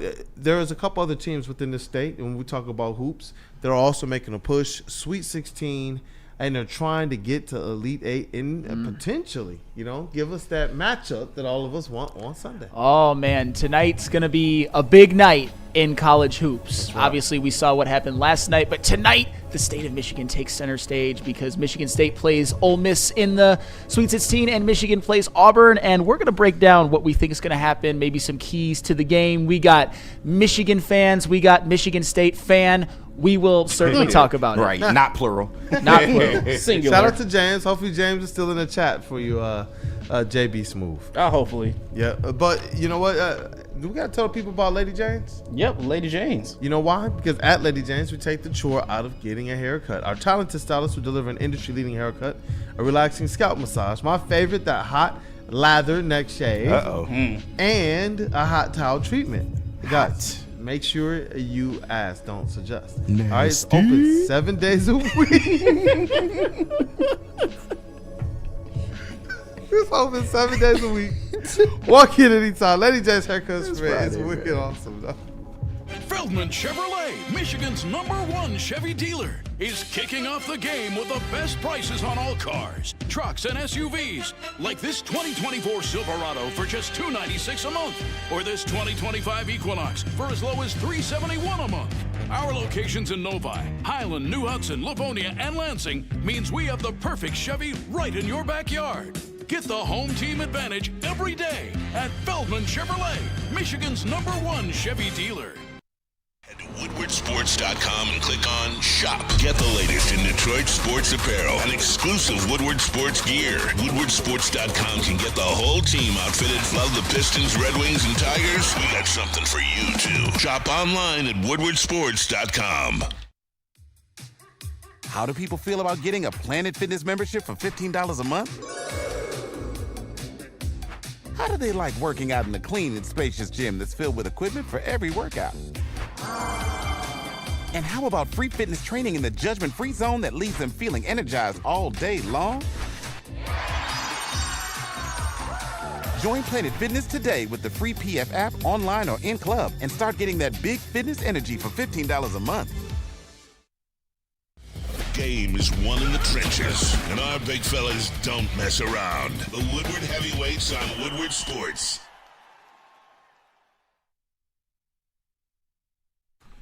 Attention sports fans, don't miss out on expert sports injury insights with Dr. Jeff Pierce of Michigan Sports and Spine. Join Dr. Pierce every Tuesday during Big D Energy, every Thursday on Ermanni and Edwards, where he's offering you top-notch injury advice.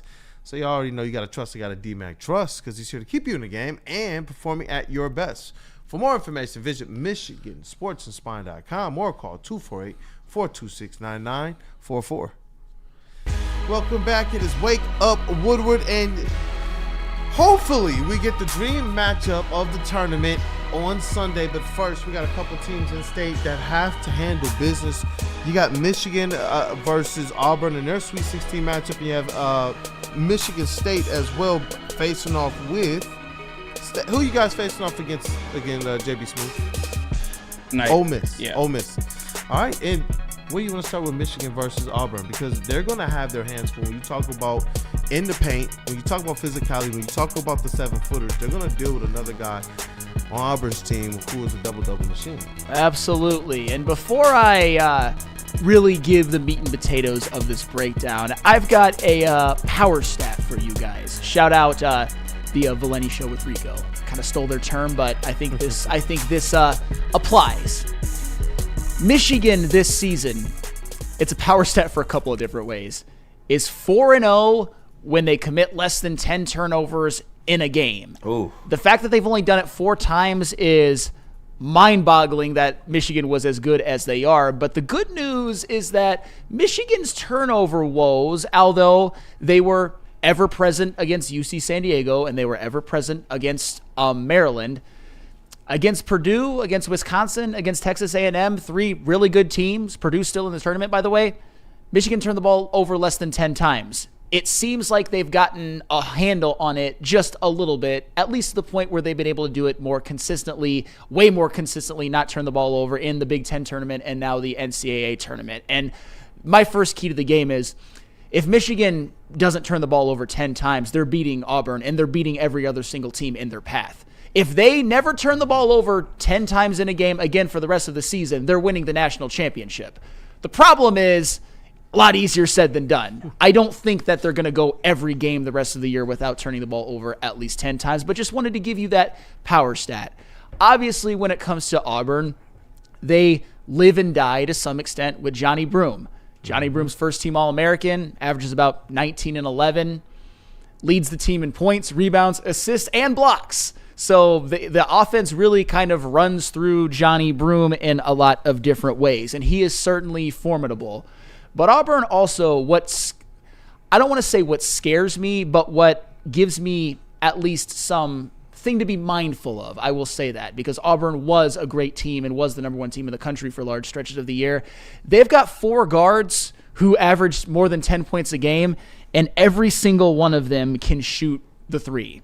One of them, Chad Baker-Mazara, 39%. Miles Kelly, 39%. Tahid Pettiford, 38%. Denver Jones, 42%. All on pretty high volume, or at least relatively high volume. So, and when you see Auburn play, you kind of get a feel for how their offense works. It's Johnny Broome, a lot of shooters. Johnny Broome does a lot of the creating, but all of the guards can shoot and they can create to some extent as well. So it's going to be tough. It's going to be tough for Michigan's guards to match the guard play of Auburn. So you're going to need a big game out of some of them. We've seen Trey Donaldson step up. We've seen LJ Kaysen step up. But I need more from Nimari Burnett. I need really good perimeter defense from Reuben Jones. I need more from Will Shedder. I need good perimeter defense from Will Shedder as well, because I'll tell you what, if you want to beat Auburn, one thing that Michigan absolutely has to do, no ifs, ands, or buts. If they don't do that, they will lose. If they do this, they have a chance of winning. They have to contest threes. They cannot just leave all of these shooters wide open for open looks. They need to get their hands up. They need to not foul. They need to make Auburn work for them. No open threes, or as little as possible, because that, I think, is what could potentially burn them. And oh, by the way, Nimari Burnett, Will Shedder, time for you to show up and hit some on your own, because Michigan has kind of done all of this with largely those two being ineffective. But they've been really good for Michigan all season. Time for them to have a day. Yep, and one thing that I'm looking at here as well, when you talk about three-point shooting, when you talk about what could be a mismatch or disadvantage with the guards, is rebounding. Yes, especially when you're talking about the double-doubles that Johnny Broome is going to put up among others who are going to battle down there. If the Michigan Wolverines are giving up second-chance points, then they're going to be – bless you, Chase – then they're going to be putting themselves in a position to where – they're going to be out of position to defend the second chance three-point attempts. And in NCAA basketball, those are absolute backbreakers to play defense that long, not get called for a foul, and all of a sudden you're sitting around looking for, who got the ball? Where's the outlet defender? And then splash, three-pointer. And all it takes is one or two of those, and the whole entire complexity of the game is changed in an instant. And in this type of a March Madness atmosphere, that can absolutely bury you at times. And that's where, there's these stats that we've continued to talk about with Michigan, where it's realistically the don't shoot yourself in the foot stats. You can't turn the ball over. When we talk about the defense and such, I'm hoping they have an opportunity, even if they're a little mismatched, to be able to still play more man-to-man than zone, to be able to better defend that three-point line, and to be able to better match up on box outs, because you can't shoot yourself in the foot there by giving up a lot of second-chance points or a lot of points off turnovers. You can't give up too many second-chance opportunities. And with Johnny Broome, with the guards, they're a very good rebounding team, and we all know that we love Vlad Golden for what he's done. We certainly appreciate when he's at his best. He can give you 20 and 10 like he did against Texas A&M. But we all know that rebounding isn't necessarily always his strength. He still averages less than 7 per game, and we're just going to need more from him tonight. How confident are you that the Michigan 7-footers, Area 51, can go to work offensively against Auburn in the paint? Because there were times, especially in crunch time, where it was just – drop the ball down and let those guys do what they do. They would just turn and go. Well, I've got a declaration. But first, before I give that declaration, I forgot to mention Roddy Gale in terms of people that stepped up. And he stepped up more than anybody. Not expecting that again. But as long as he gives you – Roddy Gale, it wouldn't shock me, though, if he's like 4 for 7, 10 points, 4 rebounds, and assists. That's good enough. That's good more enough. Than good enough. 100% good enough. But I've got a declaration. And it's going to be, it might seem a little bit far-fetched, but I don't think that it is. I think Danny Wolf's going to outplay Johnny Broome tonight by himself. Wow. I do. Wow. This has to be Danny Wolf's coming out party, his real coming out party, if they are going to win. Obviously, I gave you some Absolutely. Obviously, I gave some other keys earlier, but I think the key is Danny Wolf outplaying Johnny Broome by himself. And one of the reasons why I think that's possible is that Johnny Broome is obviously more polished. He's done it for a couple of years at Auburn. He's really been dominant for a while. Danny Wolf's the more talented player. You know how I know? Because I have eyes, and also because look at NBA mock draft big boards. all of them have Danny Wolf as a higher rated draft prospect than Johnny Broome. And we all know that Danny Wolf is a better creator of offense. He's a better passer. He's a better three-point shooter. Johnny Broome, that's not really part of his game. And when he does it, he's relatively ineffective. I need Danny Wolf to cut down on the turnovers. I need for him to create his own offense and offense for others. I need him to get into the paint. I need him to rebound. I need him to offensive rebound. I need him to get putbacks, and I need him to make a couple of threes. And I need him to use Vlad Golden in the double 7-foot pick and roll, because Auburn has another 7-footer as well. It's not just Johnny Broome. Or Johnny Broome's not 7 feet. He's 6'10", and their other guy is a 6'11". But he plays about 20 minutes a game. He's obviously not the talent Broome is, but he's just a body there that can maybe make things a little bit more difficult. I need Danny Wolf to utilize Vlad Golden or Dusty May, whoever deploys it, in the double 7-footer pick and roll. And I need Danny Wolf to outplay Johnny Broome, because he is, I believe, a better player, even if the production and the refinement doesn't indicate that just yet. It's just what I think and what draft boards tell you and what my eyes tell me. And you've seen the highs. If he has one of those games where it's peaked, then you can count on one of those crazy-looking, well, near double-doubles with Danny Wolf and with Vlad. You know, you can count on one of those maybe 25 and 12 type of games from him. And that's where, when you talk about those 7-footer pick and rolls, any of their skilled players, I'm hoping that Michigan can press the issue offensively to try and get fouls on them. Get yourself into the penalty. Get yourself into a position where they have to think matchups. Get yourself into a position where you're breaking up the rhythm. Because when you're talking about their ability or inability to chase three-point shooters off the line, I know one of the things we always talked about was when you can break the rhythm of the other team by having them think about fouls, by having them by slowing the game down, because now you're taking free throws and they're getting frustrated. Sometimes from a mental standpoint, that can also break a team who is traditionally or generally a good shooting team. And so it's like, if you, because now all of a sudden puts Michigan in a position to control or dictate the tempo and the flow of the game, and you have players skilled enough to do that. That's why I'm glad that you do highlight Danny Wolf the way that you do, because we know that all season he started off as a second-round pick, and then all of a sudden people say, sorry, Pistons fans, you're probably not getting them this year. And throughout the season, it's fluctuated. But we know that when the highs are there, this is one of the more special players in this tournament and one of the more key ingredients. I like the way that he said, F-stats, I got my own eyes for this one. There's always that one signature moment from that one signature player, whether it's a run or whether it's a shot. And I do believe that you have to have that one Danny Wolf game. We can all think back to Trey Burke games, Spike Albrecht, Jordan Poole. That's the point. We have to be able to say Danny Wolf. Have to be able to say Danny Wolf. And for the record, one of the big boards, the latest one that ESPN put out, has Danny Wolf as the number 19 prospect and Johnny Broome as the number 39 prospect. No way he's falling to Detroit. Johnny Broome's a great college player.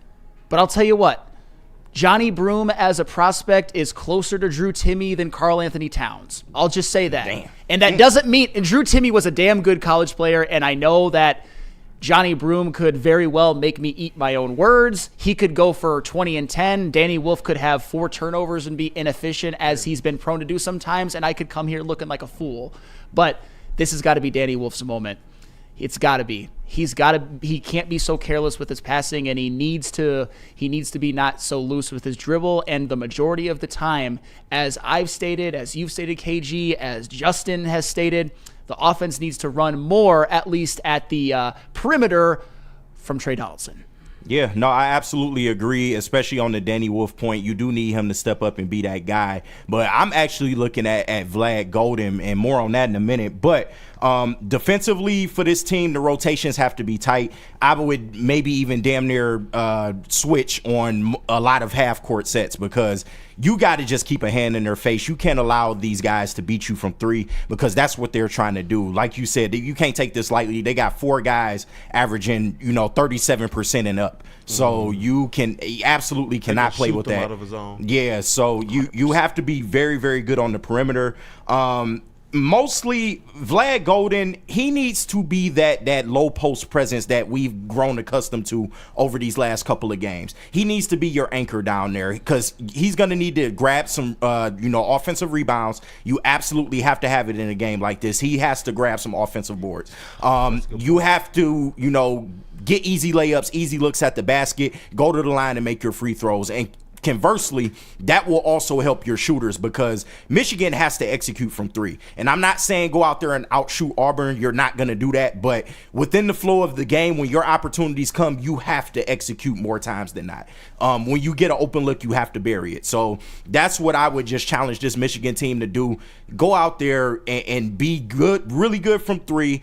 Play a physical brand of basketball and do not give up the three-pointer. You have to be great on the perimeter in order to beat this team. But other than that, like I said, rebounding is absolutely the key. And Kool-Aid, we done talked about that multiple times. Johnny Broome is their only true rebounding threat. They rebound good as a team, but he's averaging 10 rebounds. The rest of these guys are in the 2s and 3s. I need your 2 7-footers to go out there and crash the boards, flat out. Yeah, and try and change the complexity of this game from a physicality standpoint and from controlling the flow, the tempo, and the possessions of these games.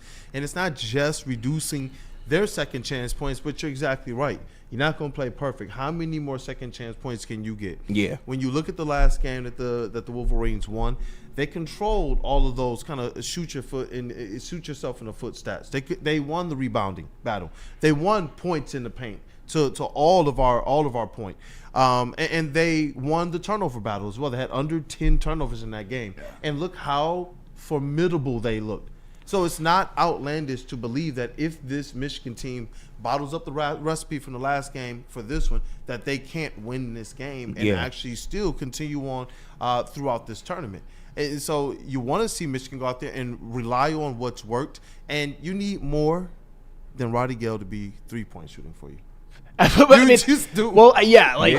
you would have told me in the last game that as a team they would shoot under 30%, but Roddy Gale would be 4 of 6, I would have said that you've got a bridge to sell me or something like that, or some beachfront property in Nebraska. But it happened, and that's the thing, and that's why I said at the beginning. And KG, I know you'll agree with me on this. Need a couple threes from Amari Burnett. Need a couple from Will Shetter. Absolutely. Those have been guys who've been reliable from behind the arc the whole season. Even when as a team they weren't, those guys continue to shoot at a high percentage. Need a little bit more from those two. And I know we're talking about a lot of ifs. I'm presenting scenarios if Michigan were to beat Auburn. It's a tough task. That's why a lot of things are going to have to go Michigan's way. Yeah. And so I guess just to wrap it up with at least the Michigan portion of it so we can get over to JB and those Spartans, just – you got us a game prediction and keys, any summarized keys to the game. And get ready, KG. All right. And JB. Michigan 77, Auburn 75. Ooh. I think Michigan wins this one. I think that, and here's what I think happens, and I know this is a lot of wishful thinking, but let's go blue. I think 2 of the keys to this game, Will Shetter, Reuben Jones, close out on those three-point shooters, run them off the three-point line. I think that Auburn shoots below 30% from behind the arc tonight, and that's the opening of the door that leads Michigan to open that, get some big play from the people that I mentioned. I do think Danny Wolf outplays Johnny Broome, and oh, by the way, Bruce Pearl, not the best tournament resume. I'm just saying. Yeah. I'm not saying, I'll tell you what, Dusty May and Bruce Pearl have the same amount of Final Fours. There it is. That's facts. Give me 87, 84, go blue.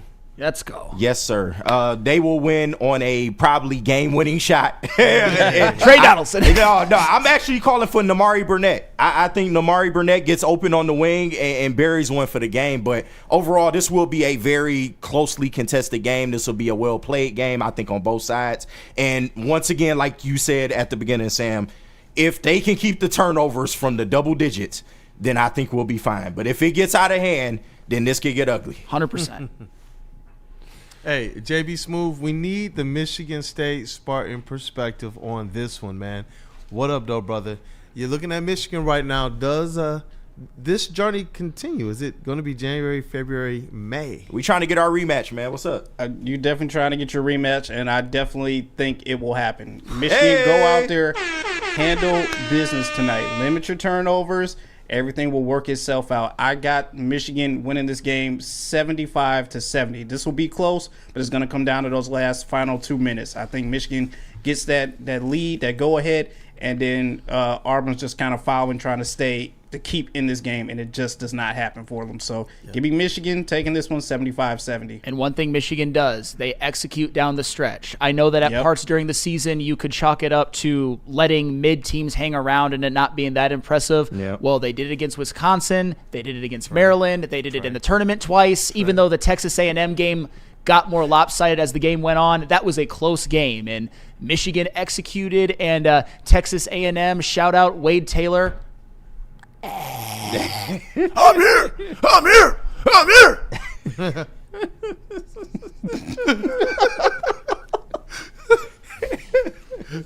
Hey, sometimes, man, you just... I don't blame him for doing that at the time, though. There's But only it did one good. Flannel Sam. He did it right in front of Roddy Yale. No, he did.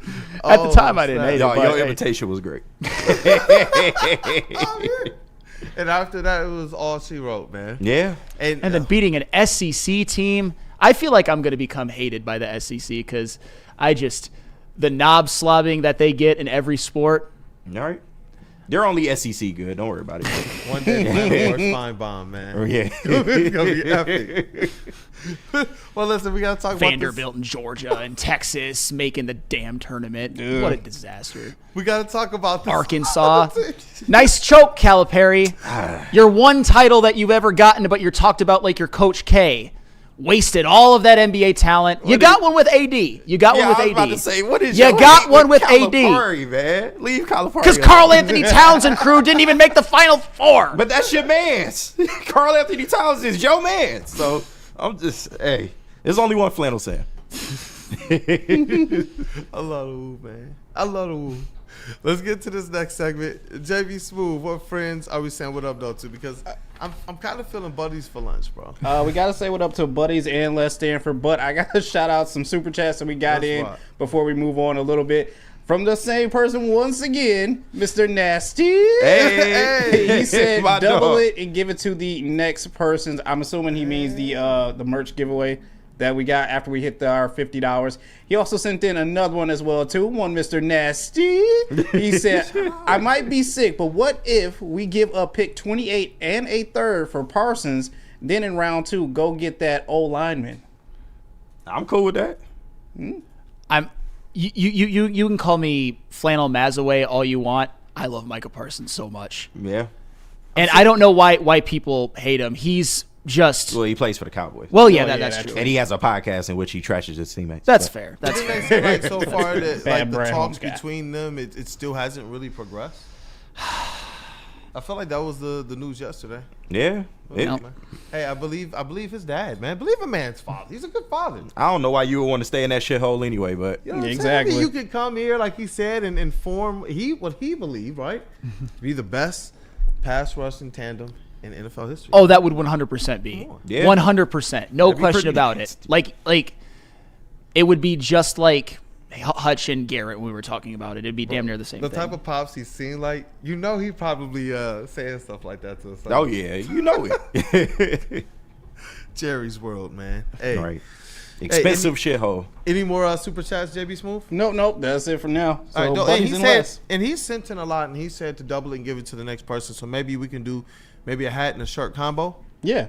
Hey, That'd dope. be How nice. close are we then to the second one? Shout out to Nasty because not only did he say double it, but he's also helping to make sure we reach that next goal, man. So that's what the chat family is about. It's helping us get a little bit closer to Vegas, and it's helping somebody else in the chat now get a double giveaway. Oh, Randall just sent in another one. Said Shout Torque out. is back. He might be.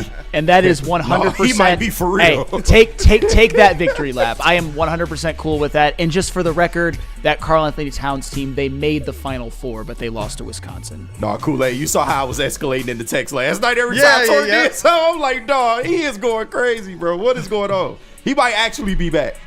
Man, bro, it prompted me early in the game after the second walk to say, is this the Spencer Torkelson game? Yeah. And then when you see the home run going, it's like, I think think it might be. And he just it's good to see somebody who a lot of us have a lot of hope in and wanting to see do good.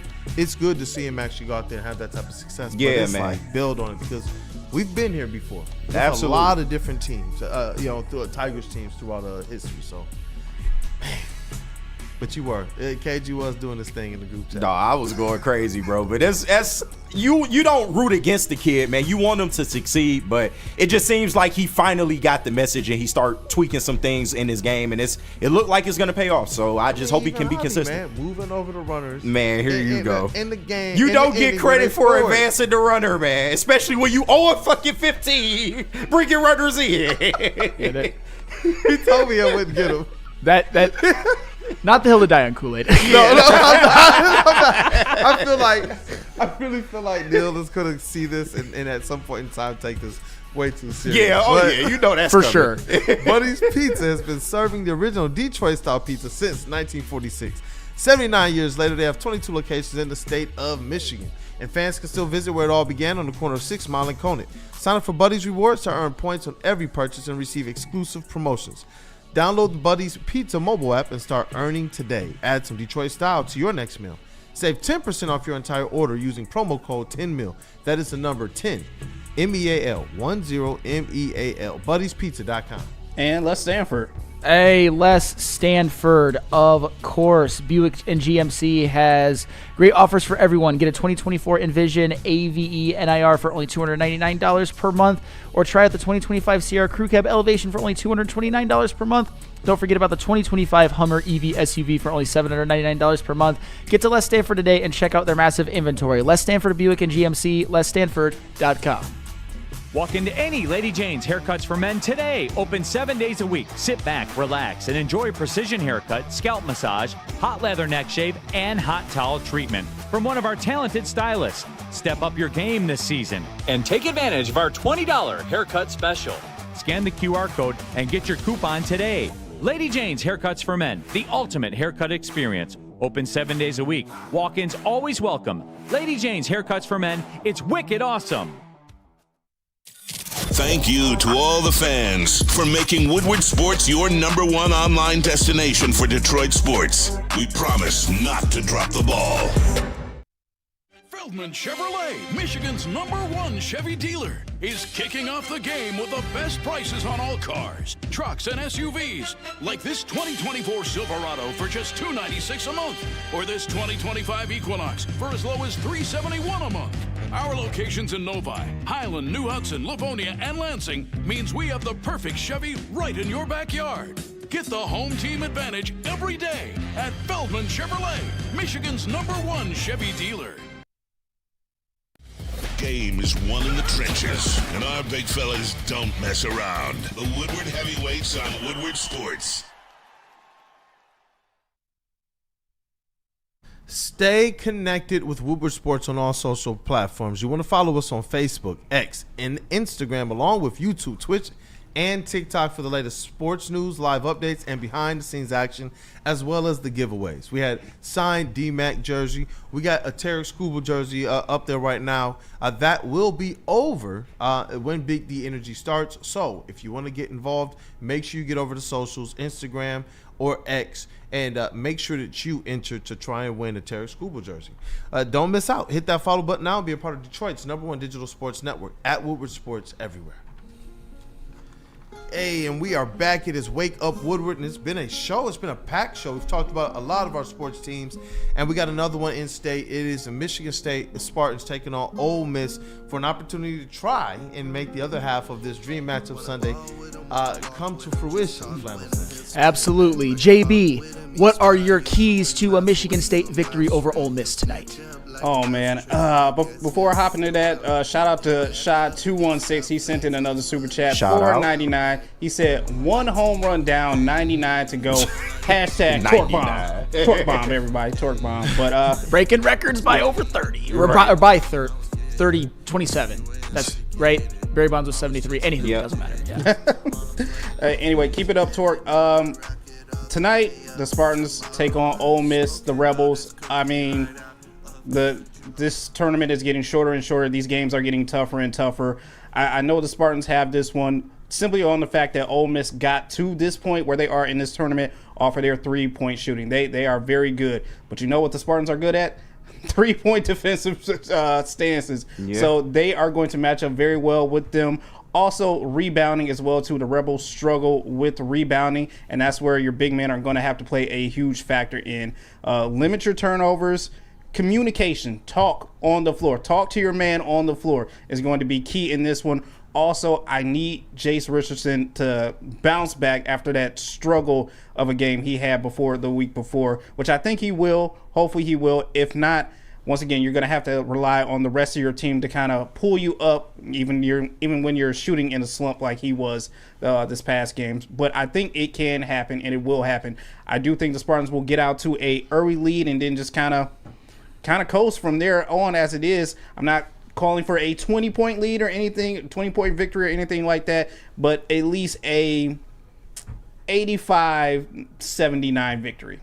Okay. But one where like Michigan State controlled this thing. Yes, one where that you're confident in this thing. It might show up after halftime once Izzo gives his, halftime speech, which he normally does. You might see them, struggling a little nervous because they have had a week off. So, Once again, shooting is going to be a little spotty that first half, but I think that second half you'll bounce back and honestly control it from there on moving forward. So, it's a match with destiny, Michigan State. JB, is there anything from last week's game that concerns you going into this game? Because New Mexico, they did take y'all to the limit. Is there anything that Michigan State needs to clean up in order to win this one? I mean, obviously, it's the 3-point shooting. It was not great the past game. And once again, like I said before, Jason Richardson just had an off game. Like, I don't know what was wrong. Maybe it was nerves. Maybe it was a little too much pressure. Hopefully, this game isn't as much pressure on him as well, too, that he knows that he has his teammates there to help lift him up once again. But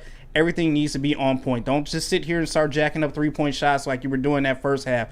Like, stay the course. That's all I can say. Stay the course. Everything will work itself out. Who are those 3 key players for you to help the Michigan State Spartans stay the course in this game? Well, if you can get an amazing game out of Jace Richardson, that would be amazing. Jaden Atkins is still another guy out there. Trey Holloman as well. And Cohen Carr, if he can jump out of the gym once again, this would be amazing. So even though that was more than 3, if these guys can, like I said, communicate with your fellow brother out on the floor, that is what is going to help you with this. Trust me. Everyone stay in everyone's ear and just be patient. I hope that I'm wrong with this. And while we're at it, maybe we Flannel should. Bomb incoming. Maybe we should give our score predictions. Actually, I don't necessarily hope that I'm wrong because the matchup would be cool and I have Michigan winning. I think MSU fucks on Ole Miss. I think it's ugly. I really do. Because one thing that I keep hearing, and I'm not mad at you, JB, I'm not mad at Spencer, or who all keep saying it. Ole Miss is not a good 3-point shooting team. They are a hot 3-point shooting team. Over the course of the season, they're 34%. That's not very good. But in the tournament, in the first game against North Carolina, they were 40%. In the last game they played, their opponent escapes me, but they were over 50. They're on fire from behind the arc right now. But what MSU has, they've got those perimeter defenders. They've got Jaden Akins. They've got Cohen Carr, who's one of the most athletic players in the country. You've got Jace Richardson, who can guard the perimeter as well. You got Fears, who even though he's small, he's just the pit bull type of guy. I think this is a game where Ole Miss, and of course it would because it's against Michigan State, they're due for like a 5 for 26 3-point shooting game. And oh, by the way, Ole Miss doesn't have that great a size. They don't rebound that well. I think Jackson Kohler, Carson Cooper, they combine for 20 boards and just pretty much suck the life out of Ole Miss in a way that Ole Miss, they miss a shot, no pun intended. MSU comes up with a defensive rebound. There're not going to be a lot of second chance opportunities. I got MSU winning 85-68. Oh, damn. That's a say it with statement. Your chest. Yeah, okay. Statement. I mean, but it makes sense, especially with the way that the stats are splayed. And when you think about the fact that Michigan State is very, very athletic defensively and they're going to have the opportunity, to really control things from a boarding standpoint. So if you are, like we talk about Michigan State, reducing their ability to have those second chance points, mixed with the fact that they can turn defense to offense like that, it's like you blink and you're getting dunked on. That's what we caught with Michigan State when Michigan played them on both of those bookends. That's where you're right. They have the recipe to overwhelm really any team with how fast they can turn that defense to offense and how just physical and scrappy they play. And it's honestly, when those Tom Izzo teams are rolling, that's their true identity. No matter the individual skill or talent of some of the players they have, and they've had some very special players, those teams that have reached kind of those pantheons of Izzo teams, it's because they have that type of scrappiness that can absolutely overwhelm another team. And they always got those dudes who become some of my most hated players, like Kenny Goins, who just step up and hit big. But you know what? I can't say crap because that just happened to Michigan with Roddy Gale, and it's happened before with Michigan to Spike Albrecht, of all people. And I'm sure MSU fans hate Spike Albrecht to this day like I hate Kenny Goins to this day. It's just what happens in the tournament. It's what happens to good tournament teams. And I see this from Jay Hart. X Factors for MSU, a couple that I mentioned, Jackson Kohler, Jaden Akins, and Frankie Fiddler. I'll tell you what, stepping up. If Frankie Fiddler is a positive contributor and he gives you a couple of if he gives MSU a couple of buckets, that's just, you just know that it's MSU's day. And I'm not saying that Frankie Fiddler is bad or anything. I would just say that he's been a little bit of a disappointment this year, but he stepped up big against New Mexico. He had a really nice stretch where he really helped MSU get some distance between themselves and New Mexico, and that's what it takes in the tournament. There's always someone who just steps up out of nowhere. And we are so close to our reaching our second goal in the Super Chat giveaway as well, too. Shout out to Jay Hart once again. Sent in another one, $199. MSU just needs to rebound and defend. Go green. Yuck. Also, Dante 151, $4.99. Kool-Aid Neil takes everything far too serious, but not today because it's Bourbon Friday. Yeah, right. Hopefully, don't worry, he gonna chill out. I got him. Don't worry about it. And get that dub against the Cavs. And also another $10 from Rando Smalls. He said, "I was thinking of my dad all day yesterday. His last fave Tiger was Gibby. When he came out for that first pitch, I got lost. Go Tigs." Yeah, Gibby was just here yesterday too, getting a haircut at Lady Jane. Shout out Gibby, man. Yeah, he was definitely one of the cooler interviews we did last year during the golf outings. And I know we have the celebrity golf tours on the way, so WUW Crew's gonna be boots on the ground, Randy Wise, bright and early. But we get a little bit of a kickoff with opening day right around the corner. Oh man, I can't wait for next week. And I'll tell you, I don't think Neil is going to be chill. I have a prediction because Sean's here too. Somebody is going to mention Steve Yzerman in a derogatory sense, and they're both going to do that same spiel and hijack the show for like 30, 45 minutes, an hour. It's fine. I love BDE. It's what they do, and then someone's going to say Javi's back, and before you know it, it's 9:20 or it's 12:20, and none of the nickel package topics have been done. You put yourself back on their bulletin board. They know that. They know that that's what they do. They're great at it. BDE is a phenomenal show. It's just I know how it's going to go. And they integrate the chat, and they do a great job in integrating the chat. And the chat, they hit back. They know that if they put something there, especially if it's anything directed at Steve Yzerman, Neil and Sean are going to respond.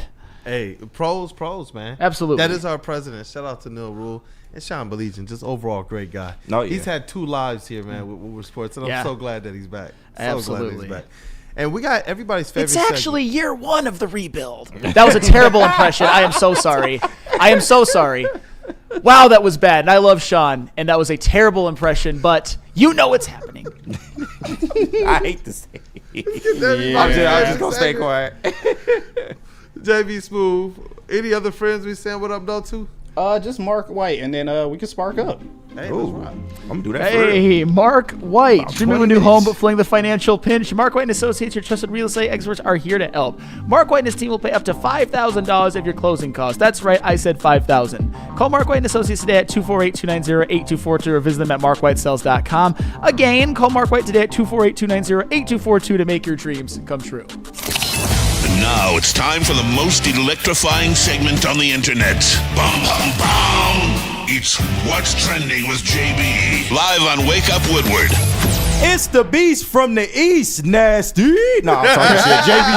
JBSmooovv. Yo, what's going on, chat family? What's up, fellas? Got a couple videos for you today. First, I got to start off with this. Hey, look, this is a disclaimer. No one's getting hurt in these videos. Well, almost nobody. Oh, boy. Do we have any tough somebody's people getting in hurt. training today? No, this is actually not a tough guy in training, but I'm going to let you know, bro, after this play, I'm going to need you to head to the bench. Uh-oh. What? No. Out of bounds. Bro. Turnover. You scared of the ball, dog? He'd be the world's greatest dodgeball player. Yeah, like, you on the wrong sport, cuz. Like, bro, I was passing that to you. What is happening? Look at my man's that passed him the ball, though. He just threw his arms up like he do this shit every time. And I'm like, just trying to figure out, because like on the he court, like, bro. who even ducks like that on the court, bro? That's that kid that know goddamn Look at well this. he shouldn't be getting playing time, but his parents been up there arguing for the last 2 weeks Oh with my the coach, God. so he had no choice. Is he just like throwing the game then? Does he think Yeah, it's right. deflected? No, there's no way he Man, thinks my it's man deflected. hits the cheerleader move and everything. Like, wrong sport, bro. He just didn't think it was coming to him. I don't know. My man that passed him the ball looked like LeBron when J.R. Smith did the Oh. clock shit. Right, like, bro. Don't remind me of that. I That have shit nightmares is- to this that's day. the I love J.R. I Smith love forever it. for that moment, bro. That was the best moment KG, ever. that was, of all the moments LeBron has had in the playoffs, that 51-8-8 game might have been his magnum opus. No, and for real. J.R. Smith just took a crap all over But it. that's why we love J.R. Smith, bro. That shit was funny. I felt for LeBron that whole series. You could just tell LeBron was tired. You knew he was leaving Cleveland that whole series, man. bro. Like, So sad for oh LeBron. shit, Goodness gracious. that shit was. I see the hilarious, smile on your face. Hold on, let me. I can't do it. That's okay, man. We're all haters for some players. I wouldn't I'm want you to. telling you, it's Wes Mantooth, dog. I respect you, but gosh, do I hate you? Goodness gracious. I feel the same way about Steph Curry. So me and JB, we're on the opposite. So we You all have hate players. Steph Curry? I do. I don't know how you really can do. hate Steph Is Curry. that possible? I've never heard somebody just hate Steph Curry though. Like, that's crazy. We'll what? get into it at some point, but now's not the time. That's flannel. I need to make that a drop. That's flannel. But speaking of drop, I'm gonna need you to let go. Just let it go. Oh damn. Yeah, Let let go. go, girl. Let go, girl. Let go. Oh! Not at that time. She let go at the wrong time. Damn, almost knocked her wig off. God damn. That wig can't go for dear life. God damn. Let go. Let go. She let go. She let go, So Mark. crazy. Yeah, man. Oh man. Almost out the wig, Prayers dog. up for the sister, dog. Prayers up, man. Prayers up. Oh, Prayers up. God. I hate to see it, man. I hate to see it. And let me know if you hate to see this. If someone pulls this celly on you during football season. Uh-oh.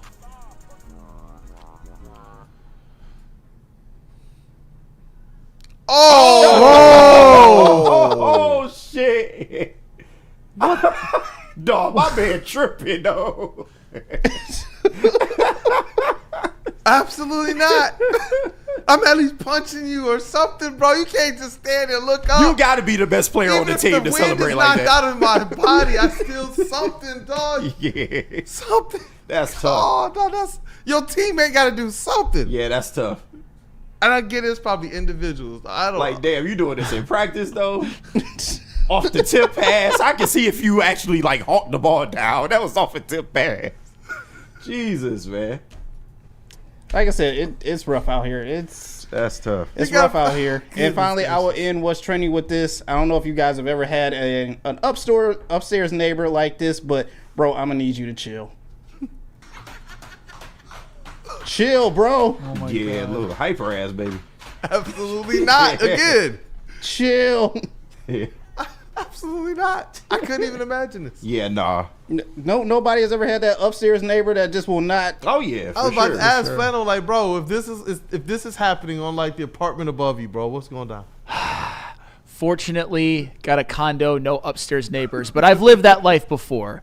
Oh, and in college, I had these neighbors to my like my next door neighbors that would always be causing a ruckus. It was He's such an old man. what kind of ruckus? Can you describe? Y'all this cut ruckus? out all that I racket was up there. gonna ask, like, it's college time, huh?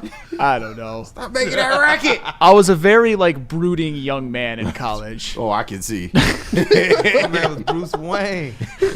That's all right. I'm trying to read stats. Keep it down. Damn right.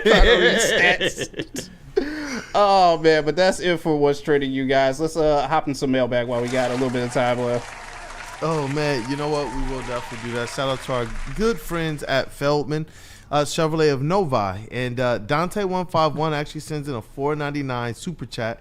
Feldman Mailbag. He wants everyone's thoughts on the Bulls game winner against the Lakers last night. If you don't know, Josh Giddey hit a heck of a half quarter to win the He game. tried to change the narrative. Goodness gracious. He's doing it though. Like his teammates love him. You can see. He tried to change that narrative. And Josh Giddey's been balling lately. He always has though. It was just I don't know. stuff. I don't know like this. Not like this, no. Yeah. But you could see it though. Like when he got drafted and first started playing.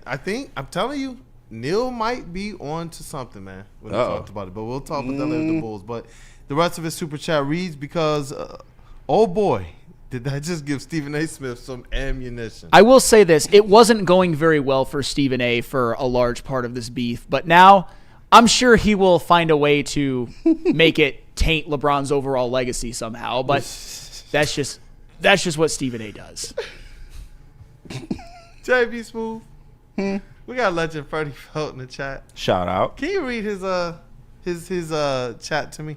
Oh yeah, I got you. Because only I think you can do this one justice. I got you. Let me see what we got going on here. He said, at Woodward's Pistons, my old neighbor in Shelby Oaks apartment in Shelby Township used to work nights and bring back truckers to bang. Oh, the shit. walls were paper thin. Nasty. Oh shit! I wasn't expecting that. Holy shit! Freddie Felt, dog. That's Freddie crazy. Felt, Bringing shout out, man. the truckers back home or the prostitutes back to the wild. crib that's wild, man. You know, we got two more here. Shad 216, Feldman Mailbag. If you could change the Lions players' positions to the opposite side, offense to defense and vice versa, who or what would it be? J-Mont cornerback would be nasty, in my opinion. I don't know. That's a good question. And Maybe they on the defensive line. maybe Hutch at tight end. I don't know. You know what? He got the moves, man. Yeah, I saw he him do. caught He got the some hands, too. interception. Any answer for Shad there, Mr. Flannel Sam? Shad, we've had a love-hate relationship, and because you've said some out-of-pocket things, I'll just respond to, I could not care less about this question if I tried. Damn. If you put Jeez. ancient Russian literature in front of me, I'd rather read that than answer this question. Jesus With all due respect. Fun police with all due Russian respect. Ancient. Shad, you know you're a valued member, but I don't care. With all due respect. JV, After With you all due shit- respect. After you shit on it. Anybody for you, JBSmooovv? I can't think of anyone right now. I like the Hutch at tight end though. That will work. JB don't care either. Yeah. Jay Hart. They just said, fuck your question shot. Hashtag Feldman Mailbag. Come on, KG. I'm sorry, man. You're the master instigator. It's Friday, man. I am. But it's Friday, man. What you want me to You do? can have that loom over there. That's what it is. Yeah, right. No, not yet, but I will have it in about 10 to 15 minutes. So He says, let's wrap it up. shout out to Jay Hart. Hashtag Feldman Mailbag. Do the Pistons have the best bench in the East? I'd have to really... I'm not going to say right now. I'd have to be a little bit more prepared Fine for that. Techio bring their value way Yeah. down.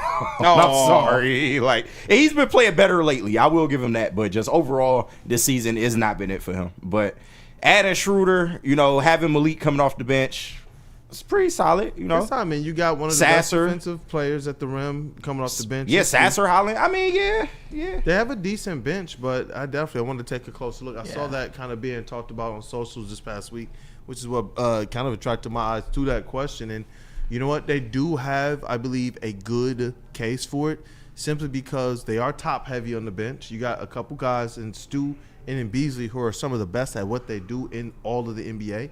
And then when you look at the back half of it, especially later in the season, you got some of the guys towards the back end of your rotation, like Sasser, like Ron Holland, who are stepping up as well. So they got something. They definitely cooking with a little bit of grease. It's just how much. I'm just doing a little bit of research on the fly. The Celtics, an you got argument. Peyton Pritchard, Sam Hauser, Luke Cornett, Neemias Queta. So just Peyton Pritchard. Right. Yeah. I mean, like they obviously have better starters, but I'm curious when I look into this more, if there's actually merit to the Pistons having the best bench in the East. It's arguable. Because they got Beasley. How better many than more players off the bench are the you taking? Celtics, and the Celtics are, to me, I think, the best team still. Yeah. And that's what I'm saying. Like, think about even the playoff matchups. How many players off the bench are you taking on other teams? Are you taking before Stu and Beasley? And there might be some, but it's very, very, very close margins. And I'm looking forward to it too. The Pistons they've done well managing Stewart's minutes, because in previous seasons he's had injury issues. Now they get to go into the playoffs and say, you know what, Stu, we could turn those minutes up for a series. Hey, you know what, Ron Holland, if we need you for longer in the series, we could turn those minutes up if they want to go with those types of defensive looks. And even in Asar Thompson as well, who we know he started the season with minutes restrictions. They said they took him off of it, but they still haven't. That's what I said. They still haven't really turned it up. But I do believe, especially now, because I know everyone's freaking out about Cade Cunningham. Just a calf bruise, you know what I'm saying? Just a calf bruise. He gonna be okay. I want some They- gamesmanship. Playoffs are the more important thing. You want him to be healthy for that. Playoff so. seeding and matchups as well, huh? Well, yeah, but Cade will be fine. He'll be back on the but court. if they lose to the Cavaliers tonight, then they'll go down and probably be back in matchup with the Knicks. I'm rather not than worried. The Pacers. We in the playoffs. That's all I care about. With all due respect to the Pistons, it's when they lose tonight. Wow. Cade, no Cade. That's not a hot take. Listen, they have won a couple games I was about to but say, this is a different juggernaut. Yeah, It is. the This is a Pelicans and the Different Spurs. juggernaut. Yeah. I get That's it, what I'm but- saying. There is merit to it, but this is one of those still to me. When you talk about character games, this is one. We talk about one to pick up Scooble. Pick up Cade, man. Pick up this team. Pick up the city. Hey, and during I'm not gonna be legacy mad if game. they lose. There we go. During legacy game, Hey, loading. And I hope I'm wrong. Hope I'm wrong. Big time. You know Hope I'm what? wrong. Would it be wild if like Kirby played quarterback? Would that be crazy? I would No. love to see it, actually. My man, Jamie's been thinking what about this. like Brian Branch playing running back? Like that's straight run through a motherfucker that's type of interesting. attitude right Yeah. there. That one is actually interesting. He would be nice, I feel like. You know what, Shad? You made me kind of care about that question again here because you go. Branch We at don't running wanna back. hear it. Shad, Sam is a walking L. Thank you. I think my mom thinks I'm a walking W, and so does my wife. So ha ha ha ha ha ha. Oh, man. How do you combat that?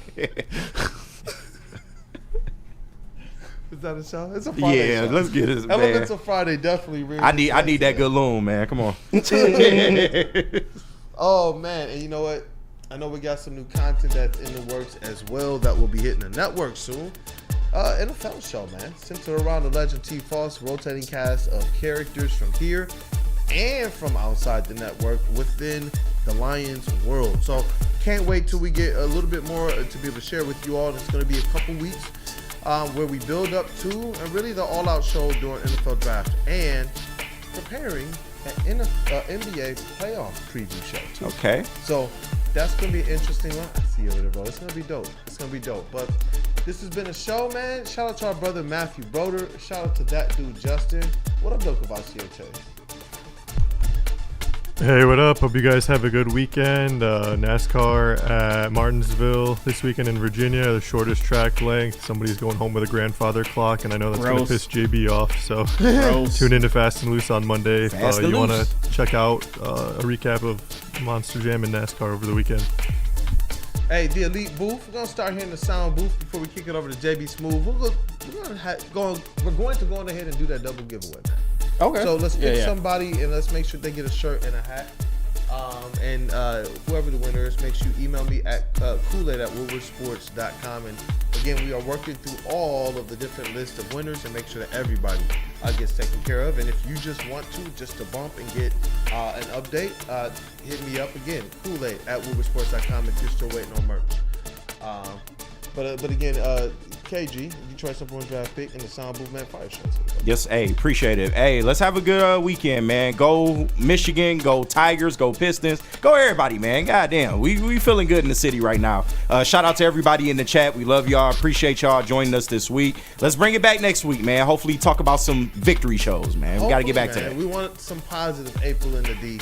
And at least Pistons being in the playoffs, that's a lot of positivity. Yeah. A lot. Hey, WUW Sports MVP in the TV booth, JBSmooovv. What up, though, brother? Mr. Hey, what's going on? I want to get this out here because I got a little bit something to say for you guys. Our merch giveaway, let's give it to James because I haven't seen him in the chat for a minute. So there you go, our double merch giveaway. James, if you're in there, Kool-Aid, won't you tell me your email? Again, James, Kool-Aid at woodwardsports.com, brother. Email. Yes, definitely. It's been a show. Shout out to everyone in the chat. Shout out to all you guys just hanging with us, rocking with us all week. NASCAR, as Shay said, Martindale this weekend. Someone's going home with that stupid grandfather clock. I hate it. Michigan Panthers, they start up this weekend as well too. Yeah. We got Pistons game, Tigers games as well too. Michigan State, they play tonight as well. I'm not going to be able to see you guys this weekend, so I wanted to get this out here before the weekend happened and everything. I want to give my condolences out to the Kloss family because once again, a year ago today we lost a very great family member to us here at WUW Sports, and I just want to let them know that to this family, we're always thinking about them. We're always thinking about you, John, man. In everything that you do, the only thing you love more than wrestling was his Tigers, and you could definitely see that he was watching over them yesterday when they were playing in their opening day game. So I just want you to know that, man, I'm always thinking about you, dude, and everything that we do here at WUW Sports, in every wrestling event that we go to, you're always in my mind and in my heart, my guy. So I just want you to know that we're thinking about you. Just wanted to give that some space because I know that you and John were much closer than a lot of us were with him at the network, even though we worked together and we supported him. And I know we got that opportunity at DMAC night to enjoy his love for hockey, him walking around with the credential on. I remember when he first got that credential, he was at a Pistons game. Sent me a picture of it. I know he sent a picture of it to a couple other people. He was just so ecstatic doing what he loved. And, if you guys don't know, we do have John Kloss still, within our show open as well. But, good words by you. And I see Ryan Lentz in the chat as well, who was another person who was close to John Kloss, and as were others here. So shout out to you for that, JBSmooovv, to recognize that, and for his family, too. I saw his father made a couple posts on socials too. So just again, prayers and thoughts and our condolences and our well wishes to the Kloss family. Yeah, absolutely. Still wild that he's not here. It was he was probably one of the most eager, nicest young men. I don't mean that condescendingly. It's just what he was, like a tragically young life that I've really ever met, and I was so proud at him the way that he progressed from just asking Stick for an internship to just being part of the everyday operations and working a million jobs behind the scenes. Absolutely, working his ass off, absolutely. Here work. That was one thing that I remember, and it was interesting. I knew he worked. I didn't know he was working like 3 freaking different jobs to try and make this work, and then he was still showing up here. Man, it's a testament. Crazy. It's to been a year. work. Oh, goodness gracious. That is. Yeah, not to end the show on a sad note. I'm sorry, God. I just had to get that out there just because this is his day and his birthday is tomorrow. So happy heavenly birthday for you, John. Yeah, it's not a sad note, man. Whenever we get opportunity to recognize somebody who made an impact on any of our lives, I think that that's a good thing. Ultimately, especially when you're able to highlight the type of person he is, and hope that we encourage other people to be just the same. I believe that you build monuments for people like that, and I remember you guys, man. Y'all were tight. Y'all did all of these types of things together, from the wrestling, and I know what you said. There were some times when y'all just chilled and just grabbed a beer and watched watch wrestling. So, I'm glad that you chose to make sure we shouted them out and recognized them today, man. That's what those types of people. That's what you do for them. So, it's your boy Brandon, a.k.a. Detroit Kool-Aid, and Flannel Sam, the vet of the squad and the vet of the network. It's been Wake Up Woodward, man. And definitely, chat family, throw some RIP John Kloss's before you take off, man. Stay tapped in with the rest of WUW Sports. Yeah, I'd rather get laughed at for trying than to stand on the sideline and just watch. Whether I look like a dumbass or I fail or I'm cringy, at the end of the day, we're all gonna die. cares? Like that's kind of my thing for life. Is just I'd rather get made fun of for trying than just be too afraid to try it all. I'll be waiting for the step to do is run. You'll be my hand up. 1, 2, go! Are you kidding me? Dude, I thought he had it, dude.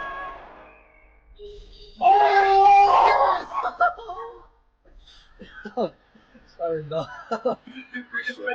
Physically drizzled. He's physically drizzled, baby. He needs to be put in better positions to succeed, and I don't think he's getting that opportunity right now. This mofo spit. He's spitting. Oh my Lanta. He's spitting for sure. Paul J. I believe that anybody